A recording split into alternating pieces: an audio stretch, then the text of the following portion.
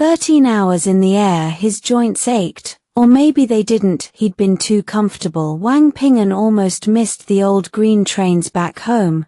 The moment his feet hit the tarmac, he said, honestly, looks the same as everywhere else. Don't see what's so advanced. North Carolina was already getting a bad review. North Carolina's an academic hub, Ping'an explained. It's nothing compared to the Polar Development Project's tech. Cars waiting, just outside. Minutes later, a black Pegassi pulled up. They slid in and headed straight for the hotel. Boss Wang's speech ends in half an hour. We didn't miss it. They waited in a quiet lounge. Nobody offered them so much as water. The speech had to be a snooze, big setup, zero crowd. That's it for today. Wang Ping'an pushed through the door with a grin. Wang Ping'an had expected a room full of scholars. Instead, a handful of listeners scattered around. Wang Ping'an stared. This is the speech? It felt like a joke. You must be Mr. Wang, heard a lot about you. Wang Ping'an shook his hand warmly, friendly, and completely without pretense. You're Wang Ping'an, CEO of Crime Conglomerate? Wang Ping'an squinted at the man. He had a con artist's face, shifty, zero executive presence. The one and only. People say I photograph better than I look. Wang Ping'an grinned and gestured them toward his conference room. This hotel's mine, by the way. Make yourselves at home. Boss Wang, we're here from the Shun Group to talk partnership. Ping'an cut in before Wang Ping'an could get a word out, but Wang Ping'an just shrugged. Let me be clear, if you're here for the Shun Group, I won't cooperate. End of story. His tone shut the door. Ping'an asked why. He offered nothing. Boss Wang, maybe you'd like to reconsider. Ping'an started to push, but Wang Ping'an pulled her back. I'm here for myself, not to talk business. To talk about the future. That got a laugh. Wang Ping'an nodded for him to continue. Wang Ping'an's voice was steady, not like a businessman, more like a man trying to shape a future everyone could share. One correction. We're not that noble. Wang Ping'an broke in. This research is about money. No money, no research. He waved a hand. Go on. For 3 hours, Wang Ping'an laid out the future of tech and smartphones. Every idea built on Wang Ping'an's foundation, stacking innovation higher. Wang Ping'an was the base. Wang Ping'an was the skyscraper. I'm starting to think you're the real genius, Wang Ping'an said. Come work for me, director level. He admitted he didn't make offers like that to strangers. No thanks. Don't want to ruin your handsome face by sticking my name on the org chart. Wang Ping'an smiled, then added he'd be open to a small equity stake in Crime Conglomerate. Deal. I'll sign with the Shun Group. We'll develop the new system together. Wang Ping'an ordered his assistant to draft the contract and grant Wang Ping'an a 10% equity stake, no charge. Wang Ping'an wasn't surprised. Plenty of people wanted to partner with him. Wang Ping'an was smart enough to reel someone in without it feeling like a snare, a skill Ping'an seriously lacked. She was way too slow on the uptake. See that? Masterclass. Study it closely. Wang Ping'an patted her shoulder. He decided to explore North Carolina that night.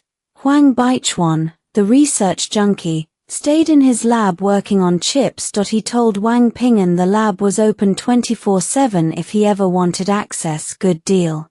Back home, night had fallen. Here, the sun was up. Jet lag hit Wang Ping'an harder than he wanted to admit. He'd faked returned overseas talent stories before, but this was a foreign country he'd never actually set foot in. During this era, so many things changed.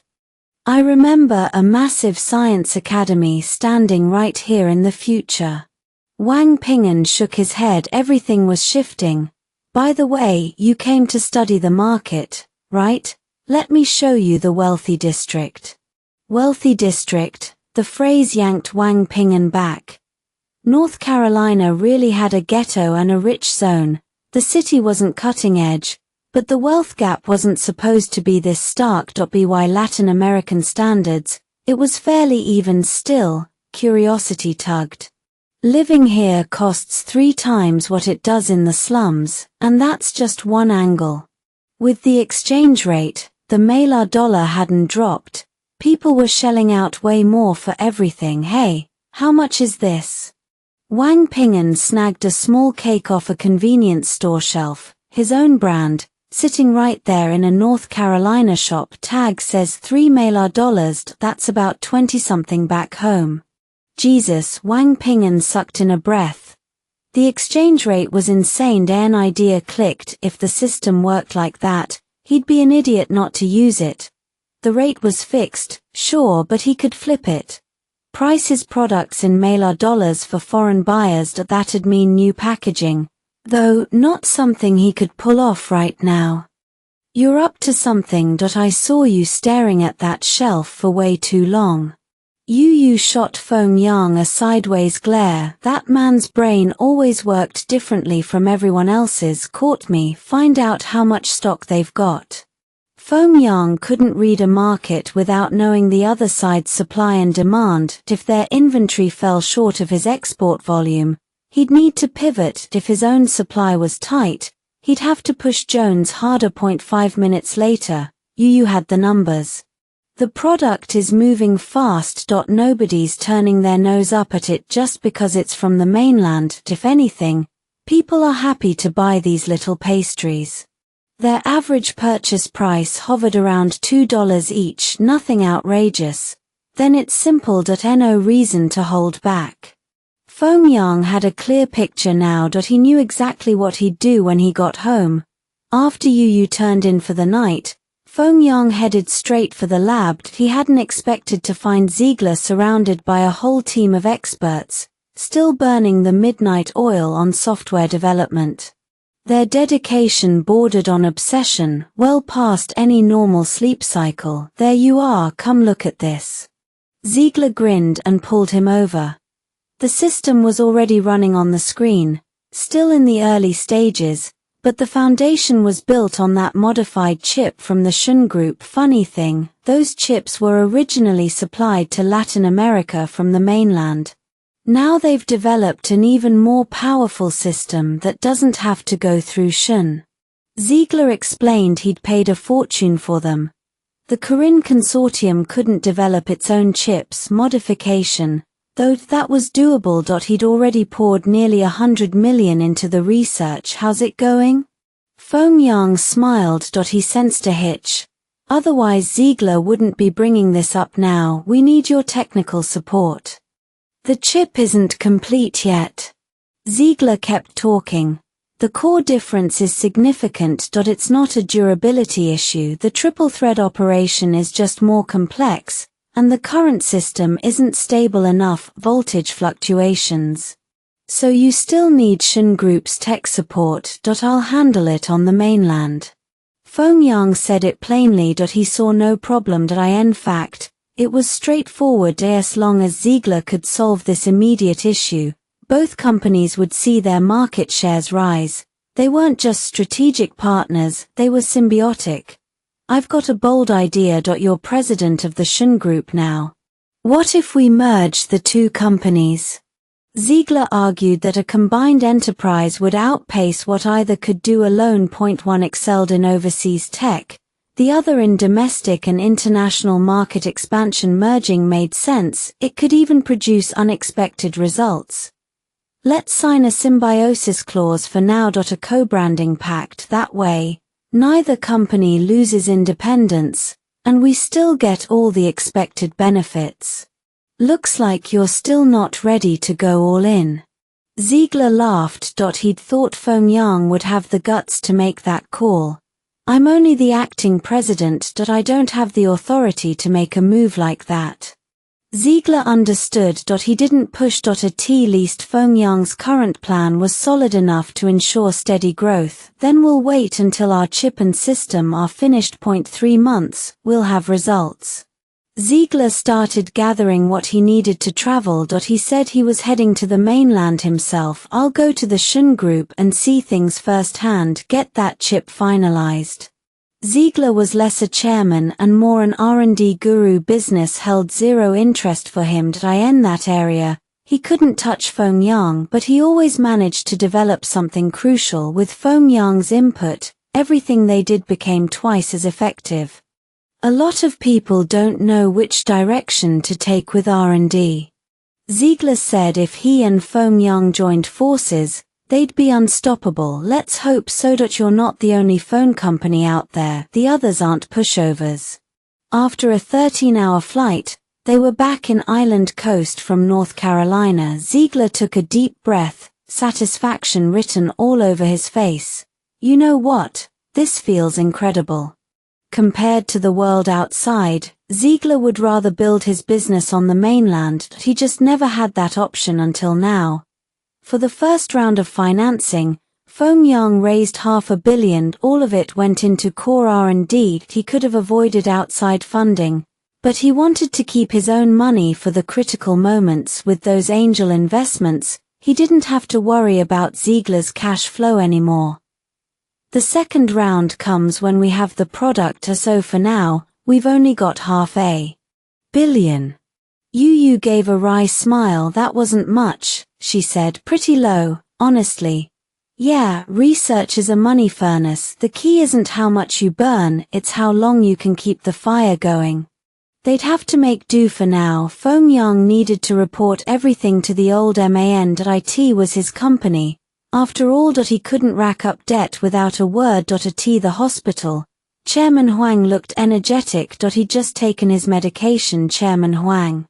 Feng Yang knocked and walked in with a smile. The assistant greeted him and quickly excused herself. You've done well. I never imagined you'd partner with Corinne. Chairman Huang's laughter was warm with approval. He noted that Corinne's phones spanned the globe, a company with serious momentum. But that was also its biggest vulnerability. Corinne didn't have the ability to solve its current problems. They have the most users, but their time is running out. They'll be phased out. Chairman Huang wasn't fooled. His market instincts were razor sharp. He put his finger right on the problem, the very reason Corinne would fall from grace later. That's exactly why I'm working with him. I'm not going to let Corinne collapse. Feng Yang said it with absolute certainty. At least for now, his investment had zero mistakes or risks. He could stake his reputation on its viability. Venture capital's locked in. Funding is solid. Why are you still stressed? If I had what you have, I'd already be building. Old Jiang never sugarcoated anything. He watched Wang Ping'an and saw the ghost of his own unfinished dreams. Every move this young man made brought those old ambitions back to life. No more wishing, no more what ifs. The core R&D is strong, old Jiang said, motioning across the room. But you've got to think about the whole product. Phones aren't that different from anything else. People want lightweight. They want it to do everything. Remember those clunky CRT monitors, diodes, heavy glass, took up half your desk. Now it's all flat panels, better picture, sharper viewing angle. Color screens were ancient history. LCD had one. And even within LCD, there were tiers. Some buyers shelled out for imports, others hunted for deals. Different crowds, different standards. The real question was whether you could push the limits. If you couldn't, everything else was just noise. Wang Ping'an understood. That was exactly why he'd been so stubborn about staying in this industry. Unfamiliar territory, sure, but full of possibility and meaning. You're right. It's been a while since anyone broke it down like that. A faint smile crossed his face. Old Jiang's approach hadn't aged a day. It fit the market perfectly right now. If Wang Ping'an could bring the old man into design and development, he'd do it in a heartbeat. The guy actually knew his stuff. I'm out of the game, old Jiang said with a dry laugh. A lot of this, you'll have to do yourself. I'm just pointing the way. I don't even know how many days I have left. Point one step at a time. Let's look at the newest medical options. If things aren't improving here, maybe going abroad is the smarter move. Wang Ping'an wasn't bashing domestic healthcare, but the targeted treatments were lacking, especially for whatever stubborn condition was eating at old Jiang. The man needed the right environment to heal. Without it, the clock ticked faster. I end the time I have left, don't worry about me. Just make the company succeed. It's yours now. Old Jiang chuckled and waved him off. Alright, old Jiang. I'm heading out. What Wang Ping'an didn't expect was that old Jiang had one more gift waiting. Through the old man's connections, he'd already been introduced to a tight circle of entrepreneurs. They'd heard his name before.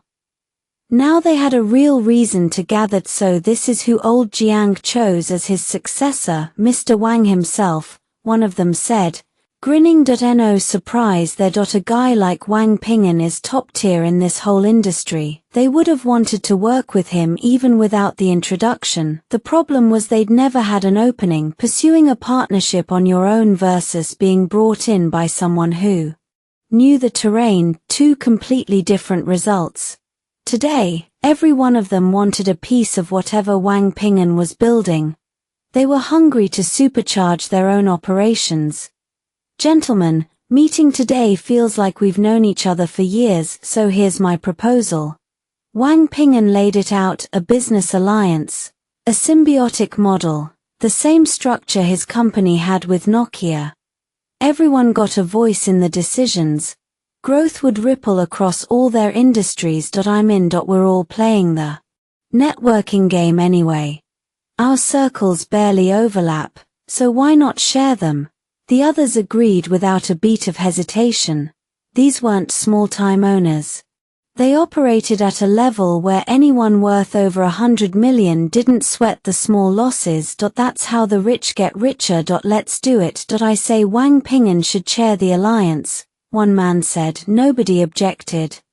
It makes sense for me to take the chair. If any of you stepped up, you wouldn't get universal support, Wang Ping'an said flatly. I'm the outsider here. My approach doesn't look like yours, so it's natural that if I mess it up, I'll step down without a word. But if everyone rises under my lead, this alliance will be something no one can replicate. Our supply chains are already massive. Combined, we can lift the entire Pan-Asian region in 3 years. Their pooled investments could transform a high-tech zone into anything they wanted.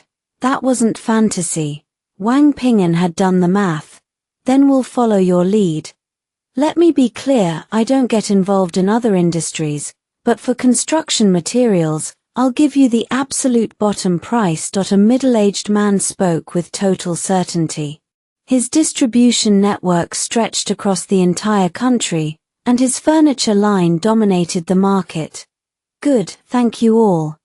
Wang Ping'an gathered everyone's profiles and asked them to map out their industries and specialties.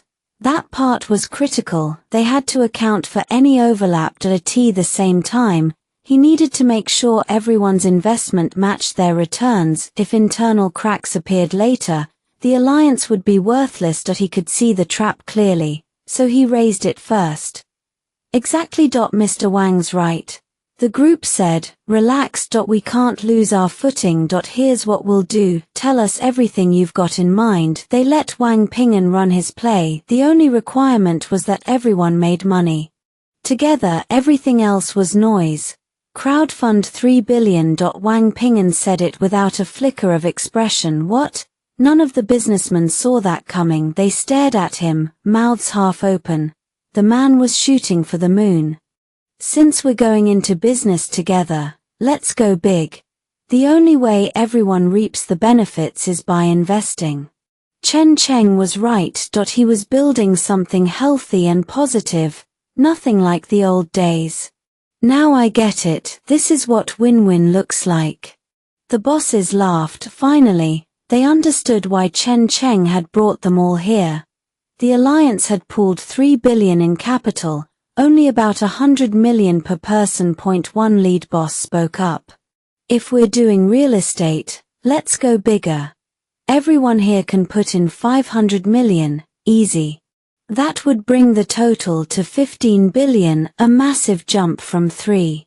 You're not wrong, but right now, we can't. Chen Cheng's smile was cold. He told them things had to move step by step. Biting off more than you can chew just makes a mess. So what industry are you planning to go into? The boss was baffled. Chen Cheng was playing his cards too close to the chest. I want to do business, but not by building from scratch. Chen Cheng wanted to invest, to pour money into something with real potential. Starting from zero was pointless. Life has shortcuts, and when you see one, you take it. Otherwise, you waste years just trying to turn a loss into profit.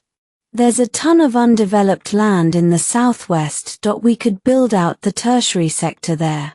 The room went quiet. Then the bosses looked at him like he'd lost his mind.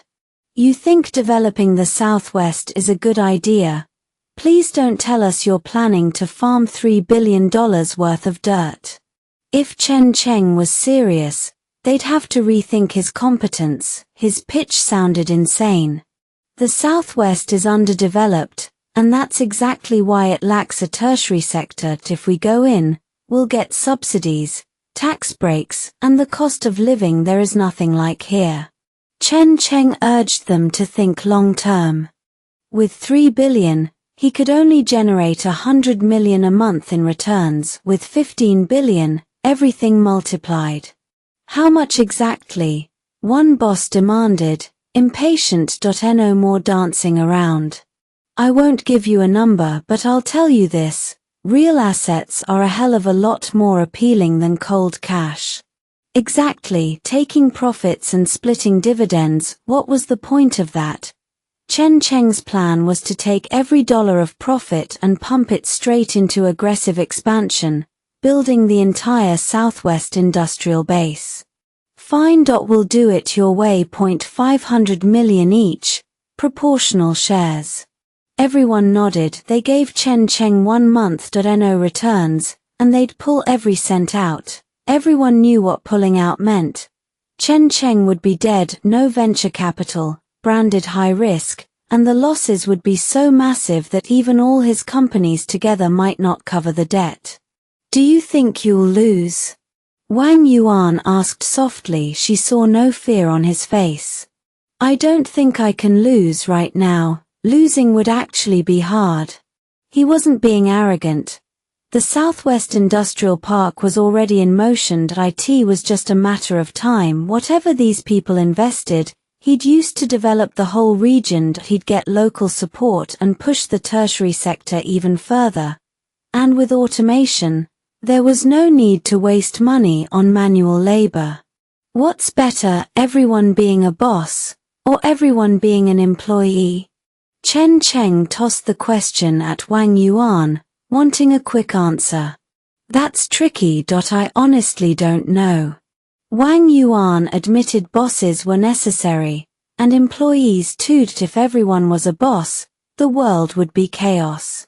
And if everyone were an employee, life would be exhausting.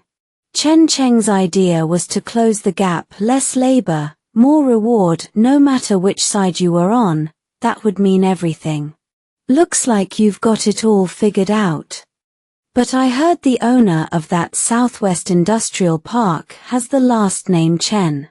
Wang Yuan snorted coldly, letting the implication hang. Chen Cheng coughed. That was just a mistake. I'd completely forgotten if you hadn't mentioned it. He laughed it off and left. He couldn't be around Wang Yuan too long. That woman's intuition was off the charts. Oh, one more thing. Grandpa is discharged tomorrow afternoon. You need to pick him up. Wang Yuan called out. Got it. Back at his hotel, Chen Cheng reorganized his tasks. All my sales staff need to relocate to the Southwest. I want the entire business landscape mapped out, fast. He had hundreds of salespeople now, all trained since E-Group's founding. Their skills and reliability were top-notch. With them, he could save himself a lot of trouble. Bro, just mapping things out? Wang Khan knew Chen Cheng's plan was never that simple. Why mobilize so many people? Most of these salespeople were handling active deals. Leaving midstream wouldn't be easy. Don't worry, stay on your current deals. then hand them off to after-sales. Our PR and logistics teams have had it too easy. Chen Cheng knew the Southwest project would have a massive impact. He needed a full picture of the commercial system first. Every region had a different business ecosystem, shaped by the local market and environment. That was normal. Check for collaboration opportunities in the tertiary sector. If there's an opening, lock it down, but use old Ju's name.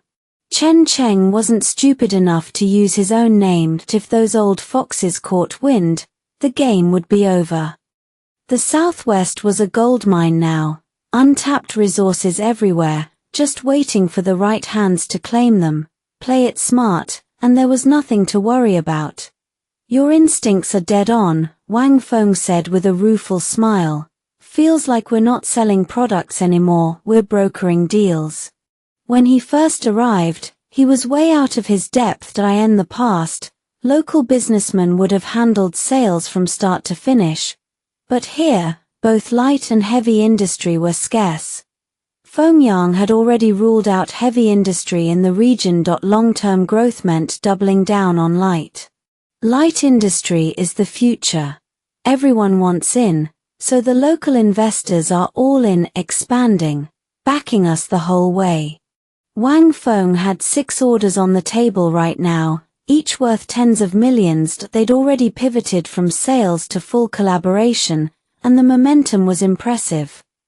Look, our hubs in the Southwest radiate out from each other. We've got more sales teams following up.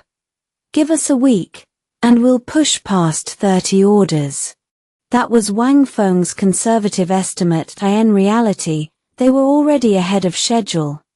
The Southwest might be playing catch-up with the East right now, but that doesn't mean it'll stay behind, Feng Yang said. Investing here was a no-brainer. It could even spur development across the whole region. Why wouldn't he? Cheap land, low cost of living, prices that still made sense. They could build the tertiary industries they wanted. Hell, they could even plan a high-tech industrial park, go all in on IT instead of old-school heavy industry. That's exactly it. Why didn't I see it that way before? Wang Feng muttered, then hurried out with his team. The whole team was in investment mode, every employee fired up. A great sign. No one else could compete. This was the opportunity of a lifetime. For Feng Yang and his partners, developing the entire Southwest was now the top priority.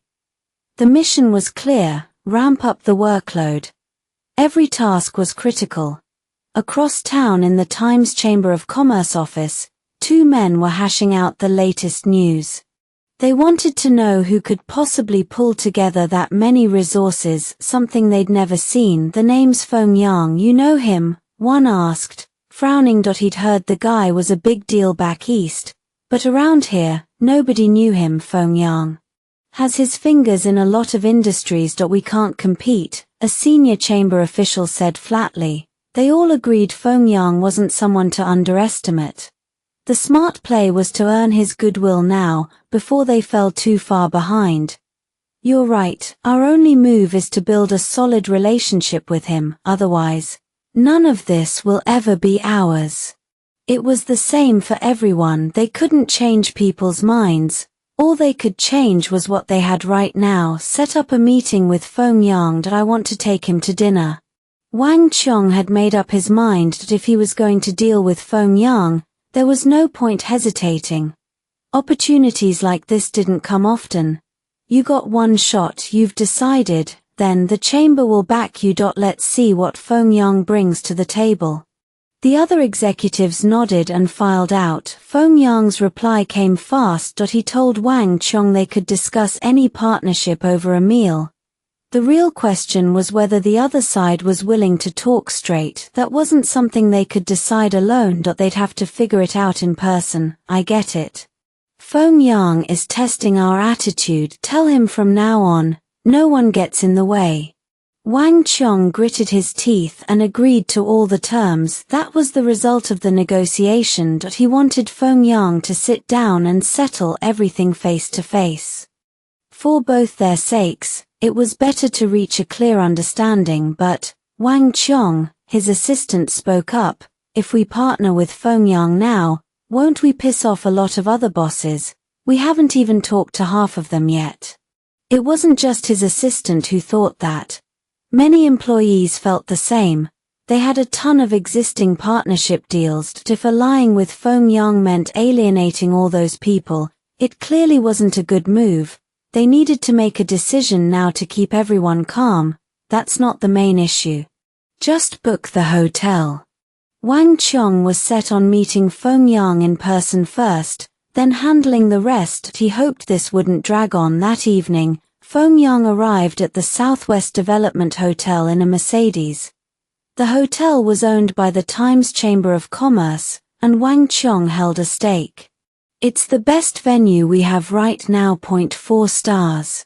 Wang Chong offered a small smile. It was the only thing he had that was really presentable. Home cooking's fine. I'm not one for big productions. Fengyang meant it that if it were up to him, he wouldn't have gone to this trouble, but since the host had set it up, he'd enjoy it. The food was good.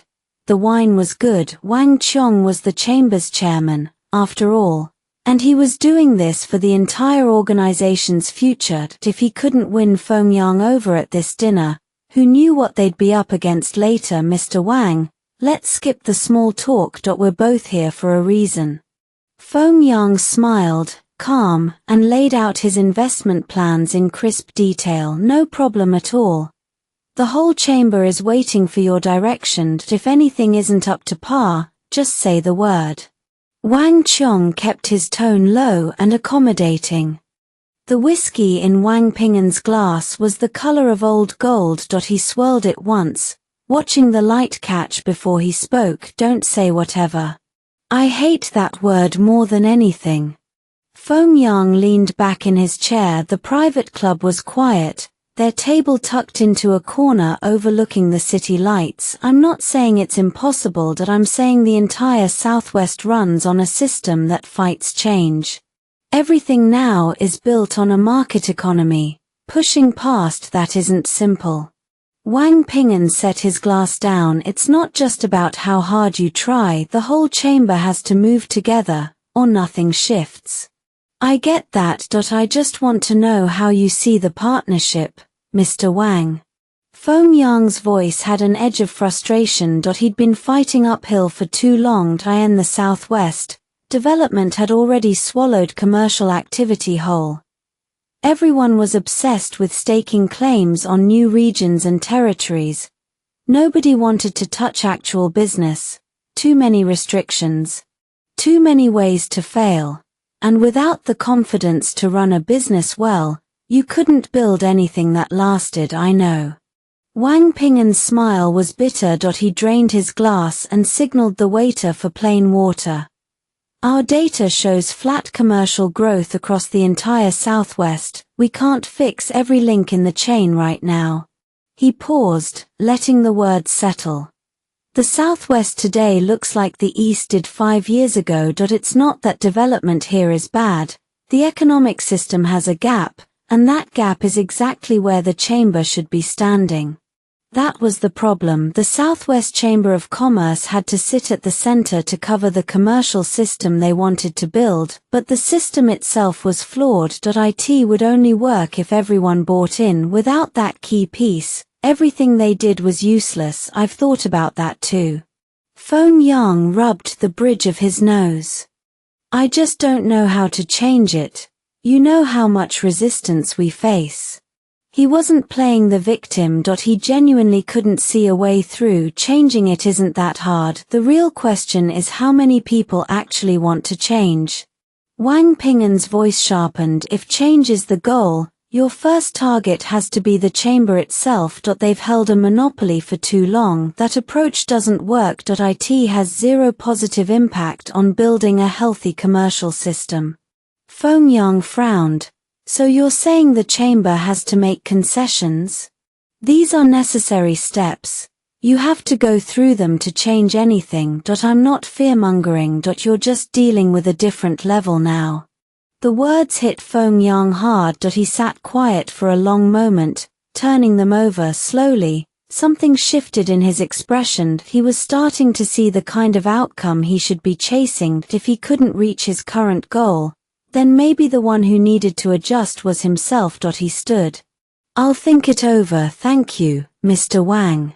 He paid the bill and told his driver to take Wang Ping'an back to the hotel. The car was silent until Li Changyu spoke up from the front seat. "Brother, what do you think of Feng Yang?" Li Changyu thought the man seemed a little slow. "He's just like that. Nothing we can do to change him." Wang Ping'an stared out the window at the passing lights. "It all depends on whether he has the nerve. If Feng Yang had the same boldness as him, the outcome wouldn't be what it was now. Getting everyone to agree in theory was one thing, actually doing it was a whole different story. So what do we do? Rely on the chamber, or let Wang Feng's project move forward slowly? Li Changyu felt relying only on the chamber was a dead end. Feng Yang's ability was limited. Otherwise, he wouldn't have been stuck for so long without making a single change. Give them a chance. Give ourselves some breathing room. Wang Ping'an's voice was steady. Once we do that, we'll be on the right path. The Southwest would be their first major hurdle. Solve this, and the other regions would fall into place. Alright, I'll tell the tech department to put together a concrete plan. The company's progress was fully on track now. There was nothing to worry about. Even the strategic decisions didn't have to come from Wang Ping'an alone. His team was sharp enough to offer solid advice. Wang Ping'an let his eyes close. That's their growth from nothing to everything. It only took half a year. He trusted his team completely, otherwise, he wouldn't have left the entire group in their hands. The next morning, Wang Feng and his crew stumbled through the door, looking like death warmed over. "Looks like you didn't sleep at all," Wang Ping'an said, glancing up from his coffee. "You've got that right." Wang Feng collapsed into a chair. "We drank with those old foxes until sunrise. They can't do business worth a damn, but they sure can hold their liquor. If my boys weren't better drinkers, we wouldn't have landed those orders." Wang Ping'an recognized the look in Wang Feng's eyes, sharp, hungry, grabbing every profitable opportunity because he knew Wang Ping'an could handle whatever came next. "How big?" "Big investment, over $100 million. Southwest new energy development, solar, wind, the whole package." Wang Feng leaned forward. "A bunch of bosses want in. They're planning to set up a new energy company. Shun Group provides development and technical support for a 30% stake. We can do that, low risk, and the trend is all about new energy anyway." Wang Ping'an already knew the numbers. In the north, the big wind corridors had run similar plans with excellent results. The Northwest was also a major wind corridor. No reason not to set their sights there. "Hearing you say that makes me feel a hell of a lot better." Wang Feng was already pulling out his phone. "Then we'll go with their approach." He contacted the tech department to draft a proposal. The next step was for Wang Ping'an to reach out to Jones, but this time, Wang Ping'an didn't need to call Jones at all. He still had the Shun Group in his pocket. No reason not to use it. He dialed Elsa. "Why are you calling me out of the blue? You're like a ghost. I can never find you." Elsa's voice carried a sharp edge. She'd been looking for him for ages, and he'd just disappeared from Mingtai City without a word. "Don't say that. A man has to focus on his career." Wang Ping'an laughed. "Low and easy. I came back to work on development, and I just landed a huge order for the Shun Group. If you're interested, come see for yourself. You're such a rogue businessman." A pause. He could almost hear her smile. "Send me the address." Elsa hung up and told her assistant to book flights immediately. 5 hours later, she stepped off the plane at the Southwest Airport. A gust of wind hit her square in the face, carrying a cloud of dust that coated her designer heels before she'd taken 3 steps. She coughed, waving a hand in front of her face. "Wow. This is the project you were talking about?" When she arrived at the actual site, She found nothing but empty land stretching out in every direction, and no buildings, no equipment, just dirt and wind. Wang Ping'an stood in the middle of it all, hands in his pockets, grinning like he'd just handed her a winning lottery ticket. Elsa stared at him. "You'd better have a very good explanation." "That's exactly why it's worth doing. Wide open territory. Solar and wind will handle the power. In a perfect scenario, we drop in a standalone base station too. A new energy facility here doesn't just upgrade communications. It becomes a sustainability showcase. Everyone's chasing green now. This move keeps us exactly on trend. Fine. You're right. You're always right." Wang Ping'an wasn't about to debate the big picture. He knew Feng would talk circles around him. Even a professional linguist couldn't hold his own against the man. "Then let's lock in the schedule. Initial estimate, 1,000 square meter industrial park." That number covered only the solar arrays. For wind, Feng planned turbines along the entire wind corridor and every service road. The client was bankrolling it either way, so the budget wasn't an issue. If you're sure. What's our group's cut? Wang Ping'an stayed zeroed in on the bottom line. He wasn't letting Feng walk off with everything, upfront split or back-end revenue.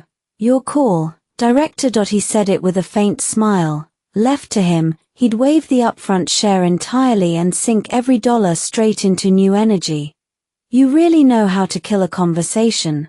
Wang Ping'an laughed under his breath and nodded. "Fine. I'll take the high road today." After that, everything aligned with Feng plan. Construction crews started hauling materials at a punishing pace.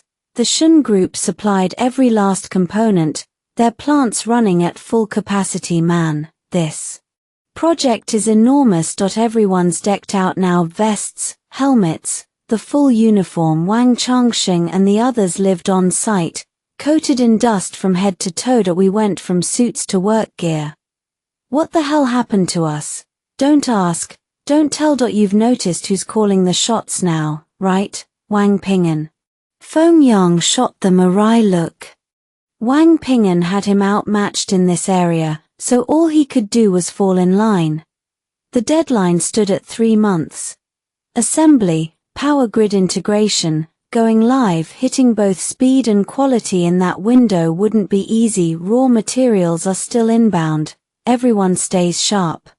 Feng waved the crew over to lend a hand. They weren't short on manpower. It was the market planning that demanded real attention. 3 hours on site, and Huang Baichuan's call finally came through. "Good timing. Get me out of this mess."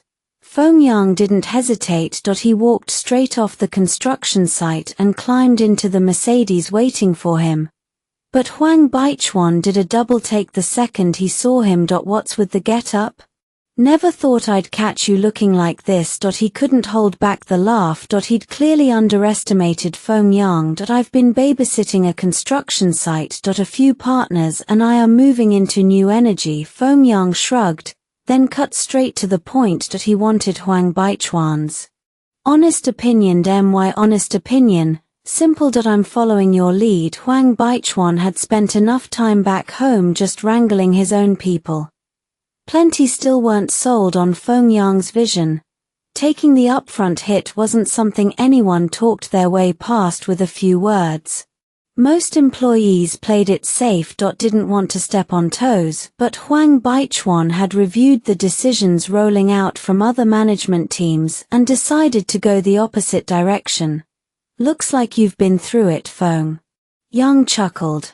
There was a time he'd felt just as cornered, but times changed. No point dwelling anymore. At this stage, there's nothing left to agonize over. We're burning the boats. Might as well live in the moment.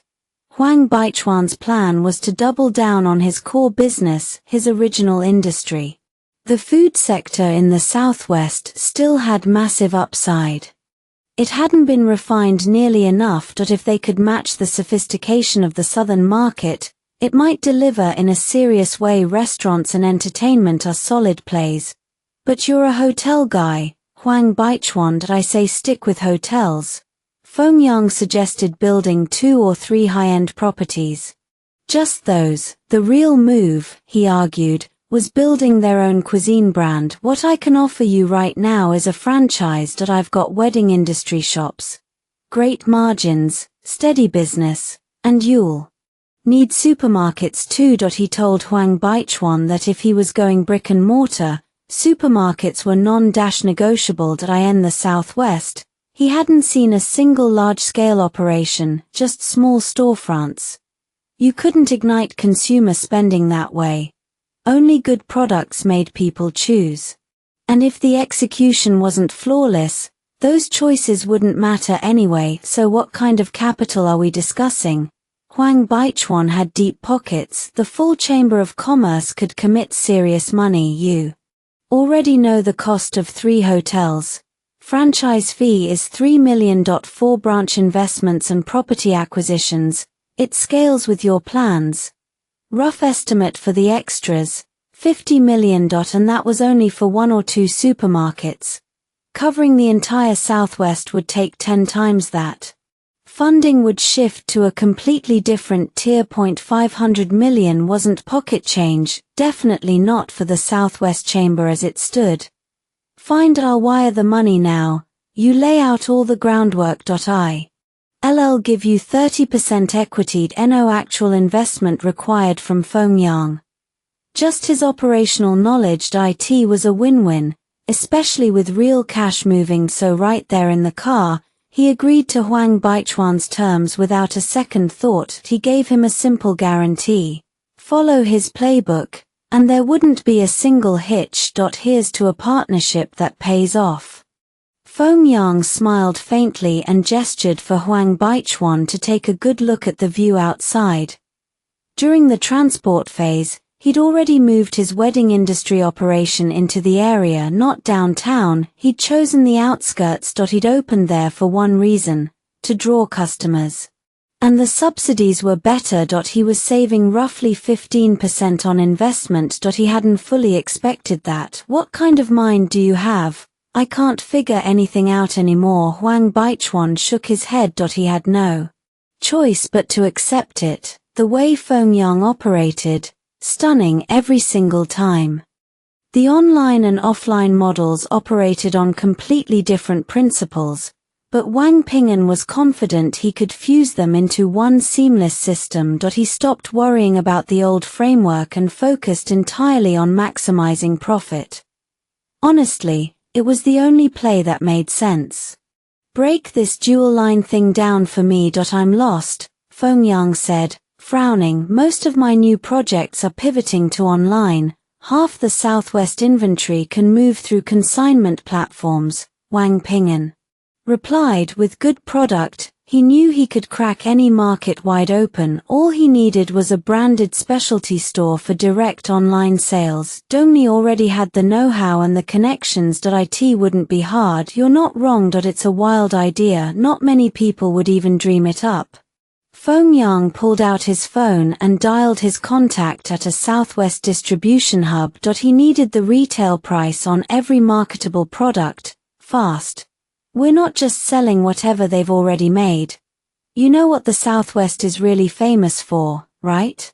A faint smile crossed Wang Ping'an's face. It was like showing up somewhere and claiming you made the best local beef noodles. You had to own the regional connection. An outsider trying to beat a local at their own game, no chance. The logic was obvious, but if they hesitated, the window would slam shut. I get it. Give me a second. I'll handle it.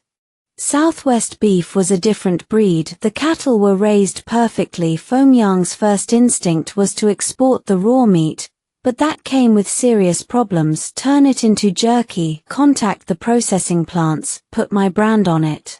Wang Ping'an didn't hesitate. High-quality beef would sell itself. He pictured a jerky that didn't look like the flimsy, processed strips on every shelf.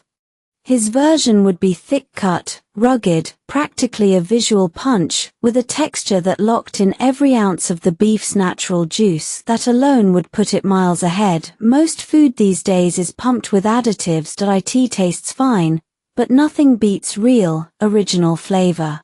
Wang Ping'an handed his phone to Wang Qiong and told him to stop hovering around the construction site. Start scaling the market. This beef jerky could become Shun Group's new flagship product. He'd mapped out this route before, but he never had the right channel to control it from route to sale. There were too many moving parts, and daydreaming wouldn't cut it if he didn't nail every detail from the source. The fallout would be a nightmare from product design to packaging. Tell Li Changyu to oversee everything, Wang Ping'an said. Whether this jerky blows up or flops depends on his execution. He didn't chase new partners. He stuck with his own people and his own production lines. Li Changyu had proven himself. Without him, too many things would get tangled. You're both missing the real question, Feng Yang cut in. Who's the target customer? A single flavor profile wouldn't please everyone. They needed options: charcoal grilled, spicy, and original. 3 flavors. Pure Northwest taste, Wang Ping'an said. People who've never set foot in the Northwest will be hooked on the first bite. He had a point. Wang Ping'an greenlit the plan without another word. Feng Yang understood the landscape. He could run with it. This was a joint venture between their companies. Dividends were a separate conversation. 1 week later, Wang Ping'an's beef jerky stormed the market with an all-out blitz. It vanished off shelves the moment it landed. He joked that the cows couldn't breed fast enough to keep the production lines fed. Every channel and supplier has placed orders. Money's in hand. But our processing speed is strangling us, he said. They'd stockpiled for a week, and it still wasn't enough. Without that buffer, they would have sold out on day one. Cattle supply isn't the problem. Local processing is the bottleneck, Feng Yang reported. Every factory line was running at full capacity and still falling short. Buy more machines. Pull every spare unit from the industrial park. Wang Ping'an set his jaw. He'd haul out every piece of machinery in the Southwest Industrial Park to crush this crisis. At the same time, his own factories started turning out components that would be shipped to the Southwest for assembly. He couldn't let the park's expansion stall. Every plan was locked. He'd prepped far too long to let a short-term win derail the bigger picture. The way things are moving, we're right on track, Wu Dao said. This momentum is strong enough to reshape the entire Southwest's development. He'd been bouncing around cities throughout the region, studying how the market breathed so they could streamline operations. You're exactly right. Wang Ping'an gave Wu Dao full authority to acquire any compatible businesses. If acquisition wasn't possible, they'd invest. Few companies would slam the door on a capital injection. That strategy built brand equity and opened more trade channels. By now, you should see the game clearly. It's not that I disrespect building from scratch. We just have financial firepower now. Wang Ping'an's smile was razor-thin. He had his hands on the commercial pulse of the era. One more piece of good news. Your shipment just docked. The load is massive. Nai Xiaolong and his crew are moving everything into the warehouse. That fast? Wang Ping'an did the mental math. The timing felt right. He was itching to see what kind of goods he'd landed this time. Those shipments always gave them a giant leap in understanding technology. But there was a catch. The concepts lit up his brain, yet he had no concrete steps to replicate or improve them. Sometimes a sharp regret hit him. Even though he'd been handed a second chance, he hadn't memorized the internal schematics of those electronic components. Look, this is the phone they brought in from Europe. Looks exactly like our touchscreen models, but their system is completely closed. Feng Yang set the phone in front of Wang Ping'an, and he recognized it immediately.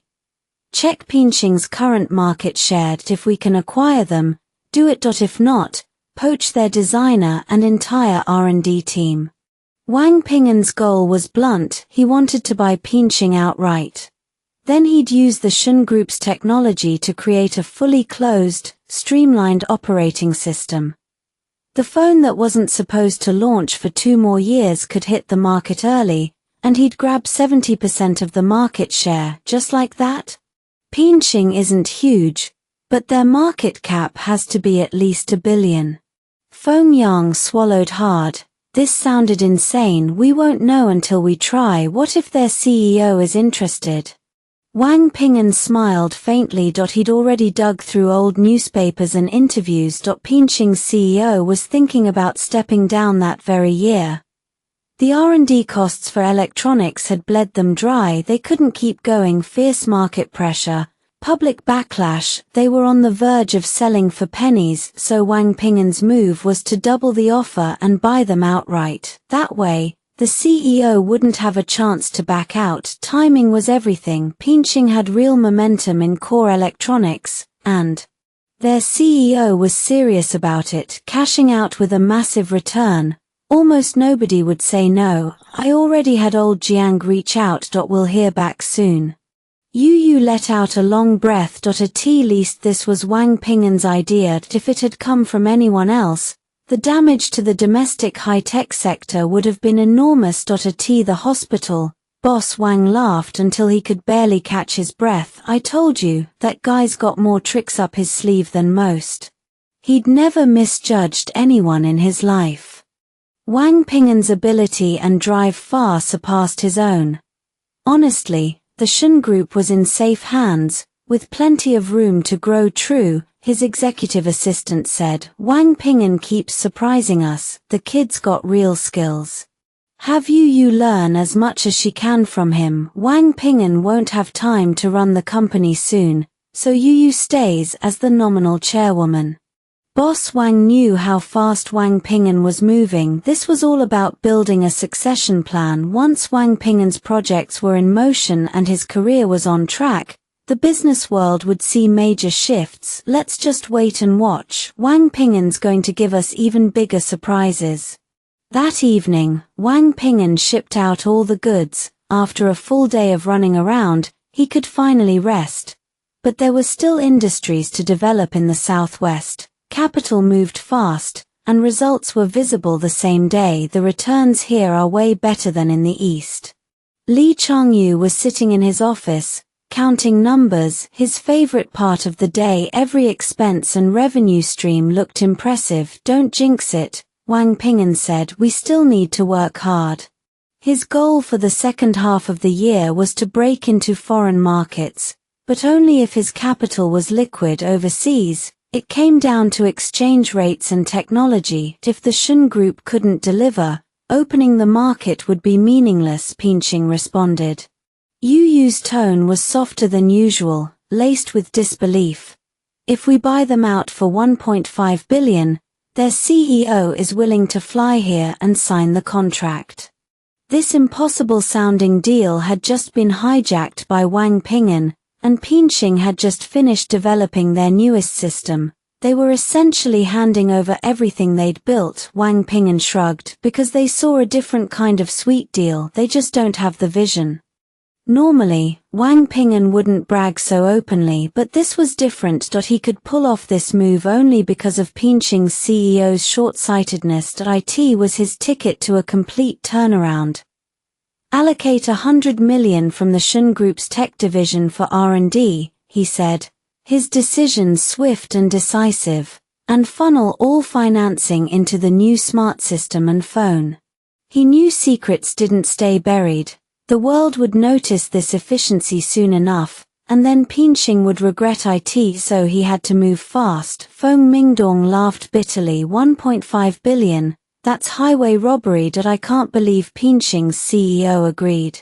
It felt like exploitation. The previous offer had only been $700 million. Wang Ping'an was basically putting his head on the chopping block and enjoying the scenery. He called right away. Wang Ping'an, are you crazy? That's way too high. $800 million could fund a dozen solid investments. Don't negotiate the price. It'll ruin my plan. Wang Ping'an's reply was direct. He'd thought through every outcome before making this call. All the results were solid. There was nothing to worry about. He told Feng Mingdong to relax. This deal was worth it, priceless, even. I hope so that if you screw this up, it's not just you who gets burned, it's the whole company. Feng Mingdong wasn't exaggerating. The company couldn't afford Wang Ping'an making mistakes like this. 1.5 billion was steep, but the acquisition would let them leapfrog Latin America and Europe by at least 2 years. Right now, they were stuck. There was no room for negotiation. Fine. I'll be back in Fujian tomorrow. We'll talk then. Wang Ping'an hung up with a smile. He'd already booked his flight. Before leaving, he packed a ton of local specialties, mostly beef jerky. What was the point of luxury gifts? This was practical, real stuff. When he landed and handed over the bag, Feng Mingdong gave him a flat look. First time I've seen anyone gift this. Only you, Wang Ping'an. He didn't say anything else. He just gestured for Wang Ping'an to get in the car. They hadn't even made it back to the office. Still in the car, Chen Cheng could barely hold it in. I'm telling you, buying fruit was the smartest move I've ever made. His voice came out loud, almost cracking. You're not worried about the risk? He Mingfeng shook his head, clearly not convinced. Taking a step that big? It made sense. In this day and age, who could have predicted how explosive smartphones would get?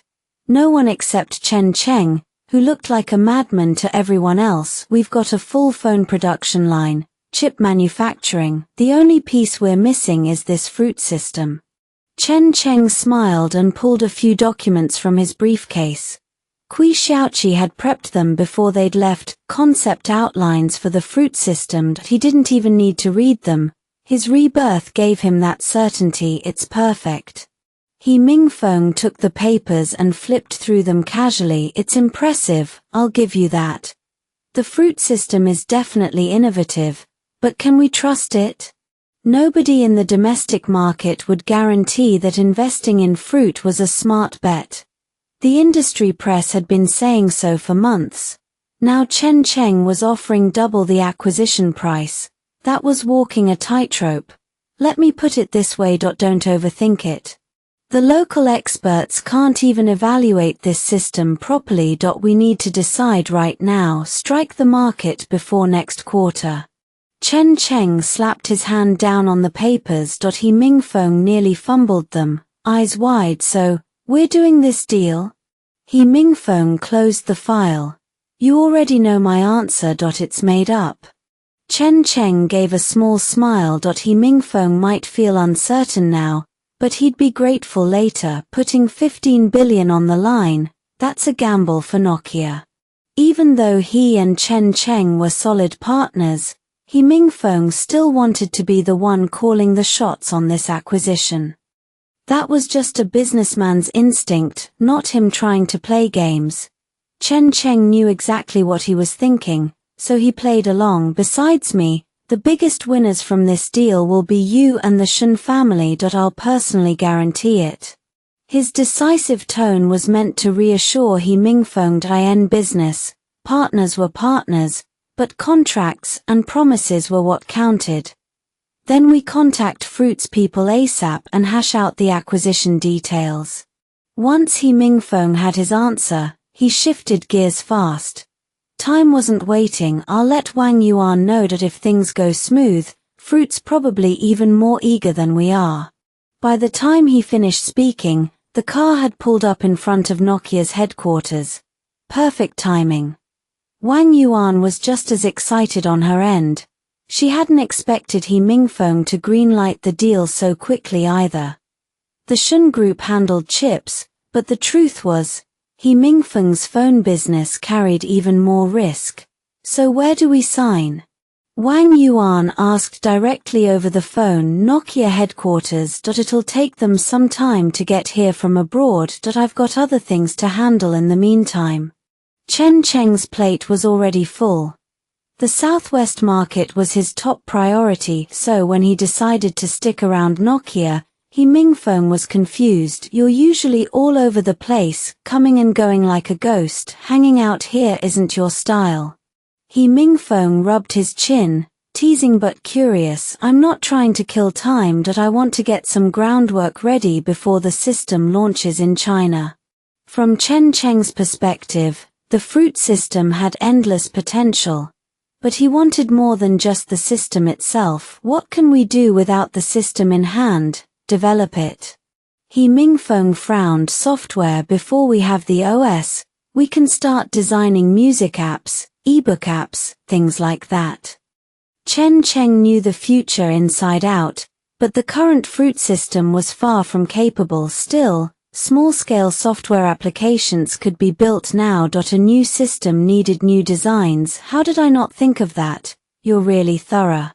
The music player on our phones right now is ancient. So many apps are completely backward. Technical limitations hemmed in software development. He Mingfeng felt that deeply. A high-performance system meant they could do a lot more, fix old problems. That's why I need to lock in the app designs now. After this, I'll be focused on the Southwest market. Chen Cheng knew the company was entering a phase of rapid growth. He had to make every second count. In this era, if you fell behind, you were discarded. Don't worry. Why developers heard about the acquisition last night. They're pumped. He Mingfeng was beaming. So while they waited for Fruit's representatives to arrive for the contract signing, they started innovating mobile applications. That process would take a few days. Cross-border deals were never as simple as a few pages of paper. By the way, Chen Cheng, your ideas are incredible. Within a day or two, a grin spread across He Mingfeng's face. What? Chen Cheng stared at him. I heard a domestic ebook website is about to launch, and the ebook app we designed just got a potential partner. The news caught Chen Cheng off guard. Ebooks weren't part of his planned project scope. That market, now and in the future, was a risky business, but now, without meaning to, he'd stumbled into that field. His original intention was just to build default apps for the fruit system, to make the brand more competitive. But because of his reputation, forward-thinking ebook platforms were already reaching out to partner with him. Then hand it all over to you. As soon as we get the fruit system, we can start working with those sites. He Mingfeng knew exactly how to handle something this small. Chen Cheng had no worries leaving it to him. Meanwhile, Wang Yuan was already at the airport, personally picking up the contract lead from Fruit. She took this massive deal seriously. That foreigner works fast. I don't remember them moving like this before. He Mingfeng got the update too. In just 2 days, the system had actually arrived. Even he was caught off guard. They know which way the wind blows. Chen Cheng smirked. Wang Ping'an's plan started with the system itself. What they needed was a fully closed, complete ecosystem. Following his vision, they'd preload it with a suite of built-in apps to give customers a taste of what was coming. The moment someone bought a phone and inserted a SIM card, they'd see stock trading and ebook apps ready to go. Your idea's solid, but I'm not sure we should bundle those into the native OS. Some users won't like it.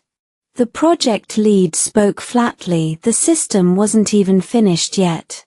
It's close enough. Do it my way. For the ebook recommendations, we'll only feature titles we've licensed or partnered with. Wang Ping'an replied he'd already gotten Feng Mingdong's confirmation. Nokia had originally pulled their data from those same online retailers. All they had to do was replicate the model and pocket a hefty ad revenue on top. One more thing. No unnecessary software, no hidden security threats. I don't want a single security vulnerability in this system. Wang Ping'an held the entire New Wonder project to a high standard. Even after the acquisition, he wasn't about to let them walk away with the money unscathed. He wasn't an expert in this field, he only knew the future trends and basic operations. The real pros were Feng Mingdong and New Wonder's lead. Mr. Wang, you don't need to worry about that. Our standards are top-notch. You'll get exactly what you asked for. The lead spoke quickly. The higher-ups had instructed him to secure the funding as fast as possible. They were afraid Wang might change his mind, and every day of delay pushed their plans further out. Then we're good. Have your tech team report to Feng Mingdong. Wang Ping'an had bought the entire company, lock, stock, and barrel, not just a brand name. So besides management, all employees now fell under his authority. After wiring the full 15 billion, Wang Ping'an held a press conference. It was his first time hosting one, but he'd done it countless times in his past life. Ladies and gentlemen, Shun Group is now in session. Please settle down. His appearance drew a swarm of media attention. Wang Ping'an was a magnet for the spotlight. Few knew much about him until they dug into his past and realized he was a low-profile entrepreneur with holdings across the mainland, backed by several foreign firms. Shun Group officially announces our entry into the mobile phone market. By the end of this year, we will release our first smartphone with a touchscreen. Wang Ping'an finished, signaled for applause, and stepped back. He left the technical details to Feng Mingdong. He wasn't about to get caught stammering through questions he couldn't answer. To the public, this was just a teaser, not a launch event, but the industry saw it as a declaration of war. That kid is warning every phone maker out there that he wants a slice of the pie. What do you think? A handful of executives deliberated. The answer was obvious: fight back. The market was finite. Someone was going to eat, but they couldn't let it be Wang Ping'an. His momentum was too fierce. Every move perfectly timed, and now that he'd swallowed New Wonder, he was downright cocky. I'll reach out to the overseas chip manufacturers. We need a piece of that too. They all knew the future belonged to smartphones. No surprise there. Plenty of high-end emerging industries could meet the highest standards. A trade war was a lightning war, not about endurance, but about who drew the most heat. Grab eyeballs first, then pour in the cash to keep the whole sector alive. I can already see the world changing, Zhu Kaiyang said, his voice tinged with envy. He'd never imagined a day like this. Technology moves fast. People went to space last century. The impossible always becomes possible, Wang Ping'an replied, full of conviction. The gap between impossible and possible wasn't that wide. It all came down to the choices you made. Now that the foundation was laid, Wang Ping'an needed to start lining up investors. He wasn't just after phones. Computers had to evolve too. With such a massive production base and R&D space, it'd be a waste not to do it right. Can we shrink the computer size as much as possible? And the materials matter too. Wang Ping'an stressed the importance. They were going high-end flagship, so nothing could be half-assed. You get what you pay for, and they aimed to debut at the top. Got it. I'll start on that right away. Oh. And your wife asked when you'd be home today. The staff member dashed out. She'd just learned that Wang Ping'an was married. Shit. I forgot about my wife. What a day. He didn't linger. He hailed a cab and told the driver to take him to Yuju. Fortunately, Yuju was only an hour's drive from Mingtai. The cab driver thought Wang was being extravagant. A taxi cost way more than the bus. She's still mad. Better wait a bit before you go in, old Jiang said with a chuckle. He knew exactly what had gone down. Why you hadn't eaten a thing all day. She'd been sulking in their room. I'll fix something in the kitchen. She must be starving. Wang headed to the back kitchen. He was a decent cook, better than some of the chefs. Actually, knock, knock, knock. Hearing the door, Yu stopped crying. You actually remembered to come back, she spat, glaring at him. How could he just leave her here like that? Of course I remembered. If I didn't come back, you'd waste away. He smiled and fed her small bites of the dish. A peaceful home really did make everything else fall into place. I saw your press conference. You were quite impressive. Zhongyi laughed and nestled into Chen Cheng's arms. Yeah. So much is piling up. The second half of the year, the whole pack's going to come after us. Chen Cheng looked worn out. Even if the pressure hadn't hit yet, the storm was already brewing. Across the domestic market, across the world, everyone in the mobile phone industry would be gunning for him. His business model was in-house production and distribution. He didn't rely on anyone else's channels. Screens, batteries, even the screws for the motherboards, he made them all. That kind of end-to-end control had earned him the contempt of the entire industry, but no one could stop him. Dozens of factories, plus the Shun Group's chips backed by He Mingfeng's Nokia. A triple threat wasn't an exaggeration. Later, during an interview, the reporter leaned in. You're already rich. Why not just put your money into large-scale investments instead of starting from scratch? Chen Cheng didn't even blink. A man is born to strive, settle for the status quo, and where's the drive? This era runs on creativity. If I get a good idea, I run with it. So what industries are worth investing in right now? The question was a trap, basically asking Chen Cheng to set the trend. Securities, electronics. Once our company goes public, plenty of stock will be available, but for now, buy Nokia shares. He smiled, wrapping up the interview.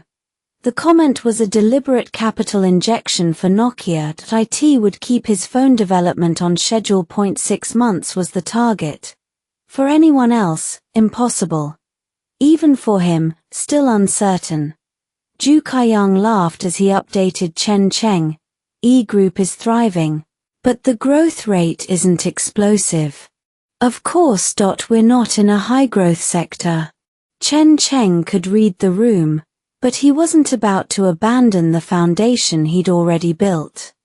That would be reckless. He just believed in keeping up with the times. We'll launch instant noodles, milk tea in the food division, cold drinks, too. That's a blank space for us. Summer was coming. How fast they grabbed market share depended on Da Feng and his crew. The entire food factory was under Da Feng's management, and Chen Cheng trusted him completely. That afternoon, news hit. Old Master Shun had passed. All Shun Group management was required to attend the memorial. How could it happen so suddenly? Chen Cheng stared at his assistant, disbelief cutting through. We were talking, laughing, just yesterday. How is he gone today? Terminal liver cancer, Mr. Chen. The old master left a letter for you.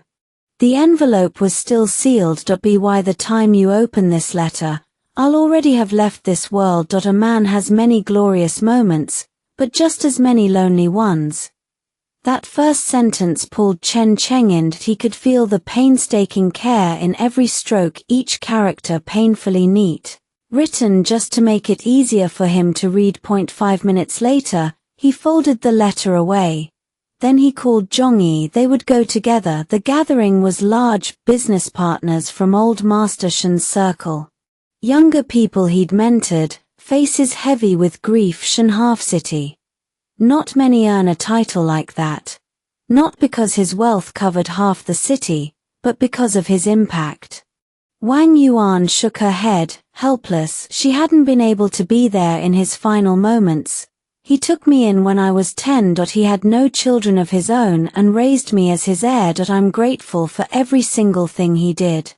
Without another word, she put on the mourning garment and knelt. It was what she had to do. The memorial lasted 3 hours. No one left early. Everyone wanted these last moments with him. Dust to dust, ashes to ashes. We'll all make that journey one day.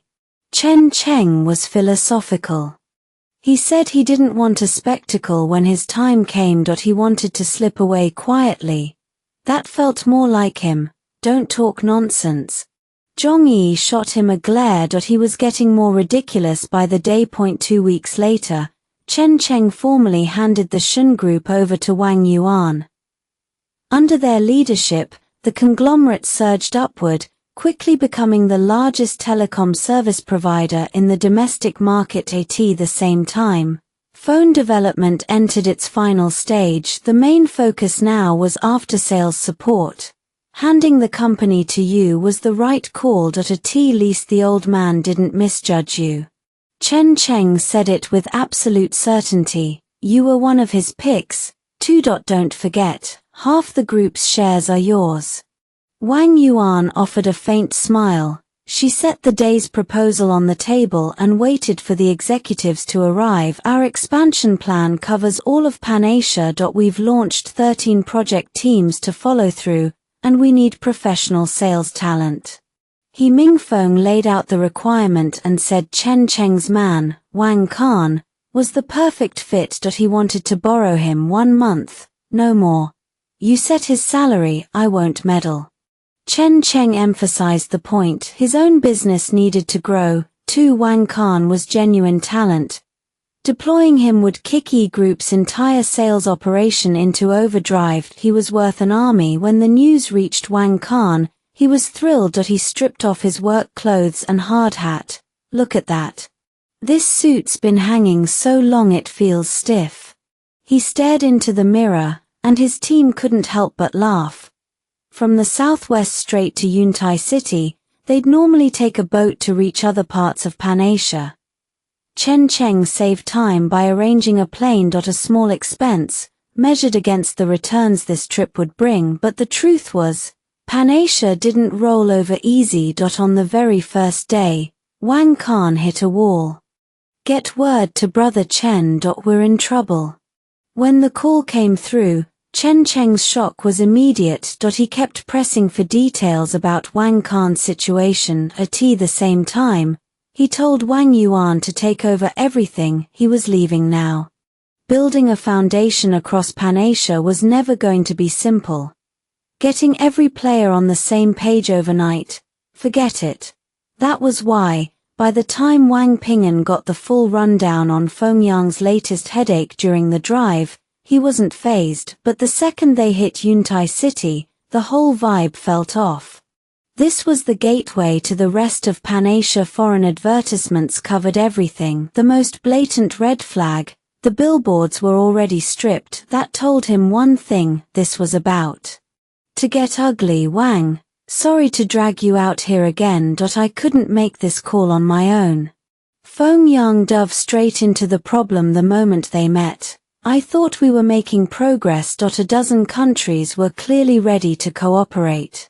Wang Ping'an had already pegged that some of those foreign partners might flip on him. It's not the product they're rejecting. They're pushing back hard on the fruit system after the acquisition.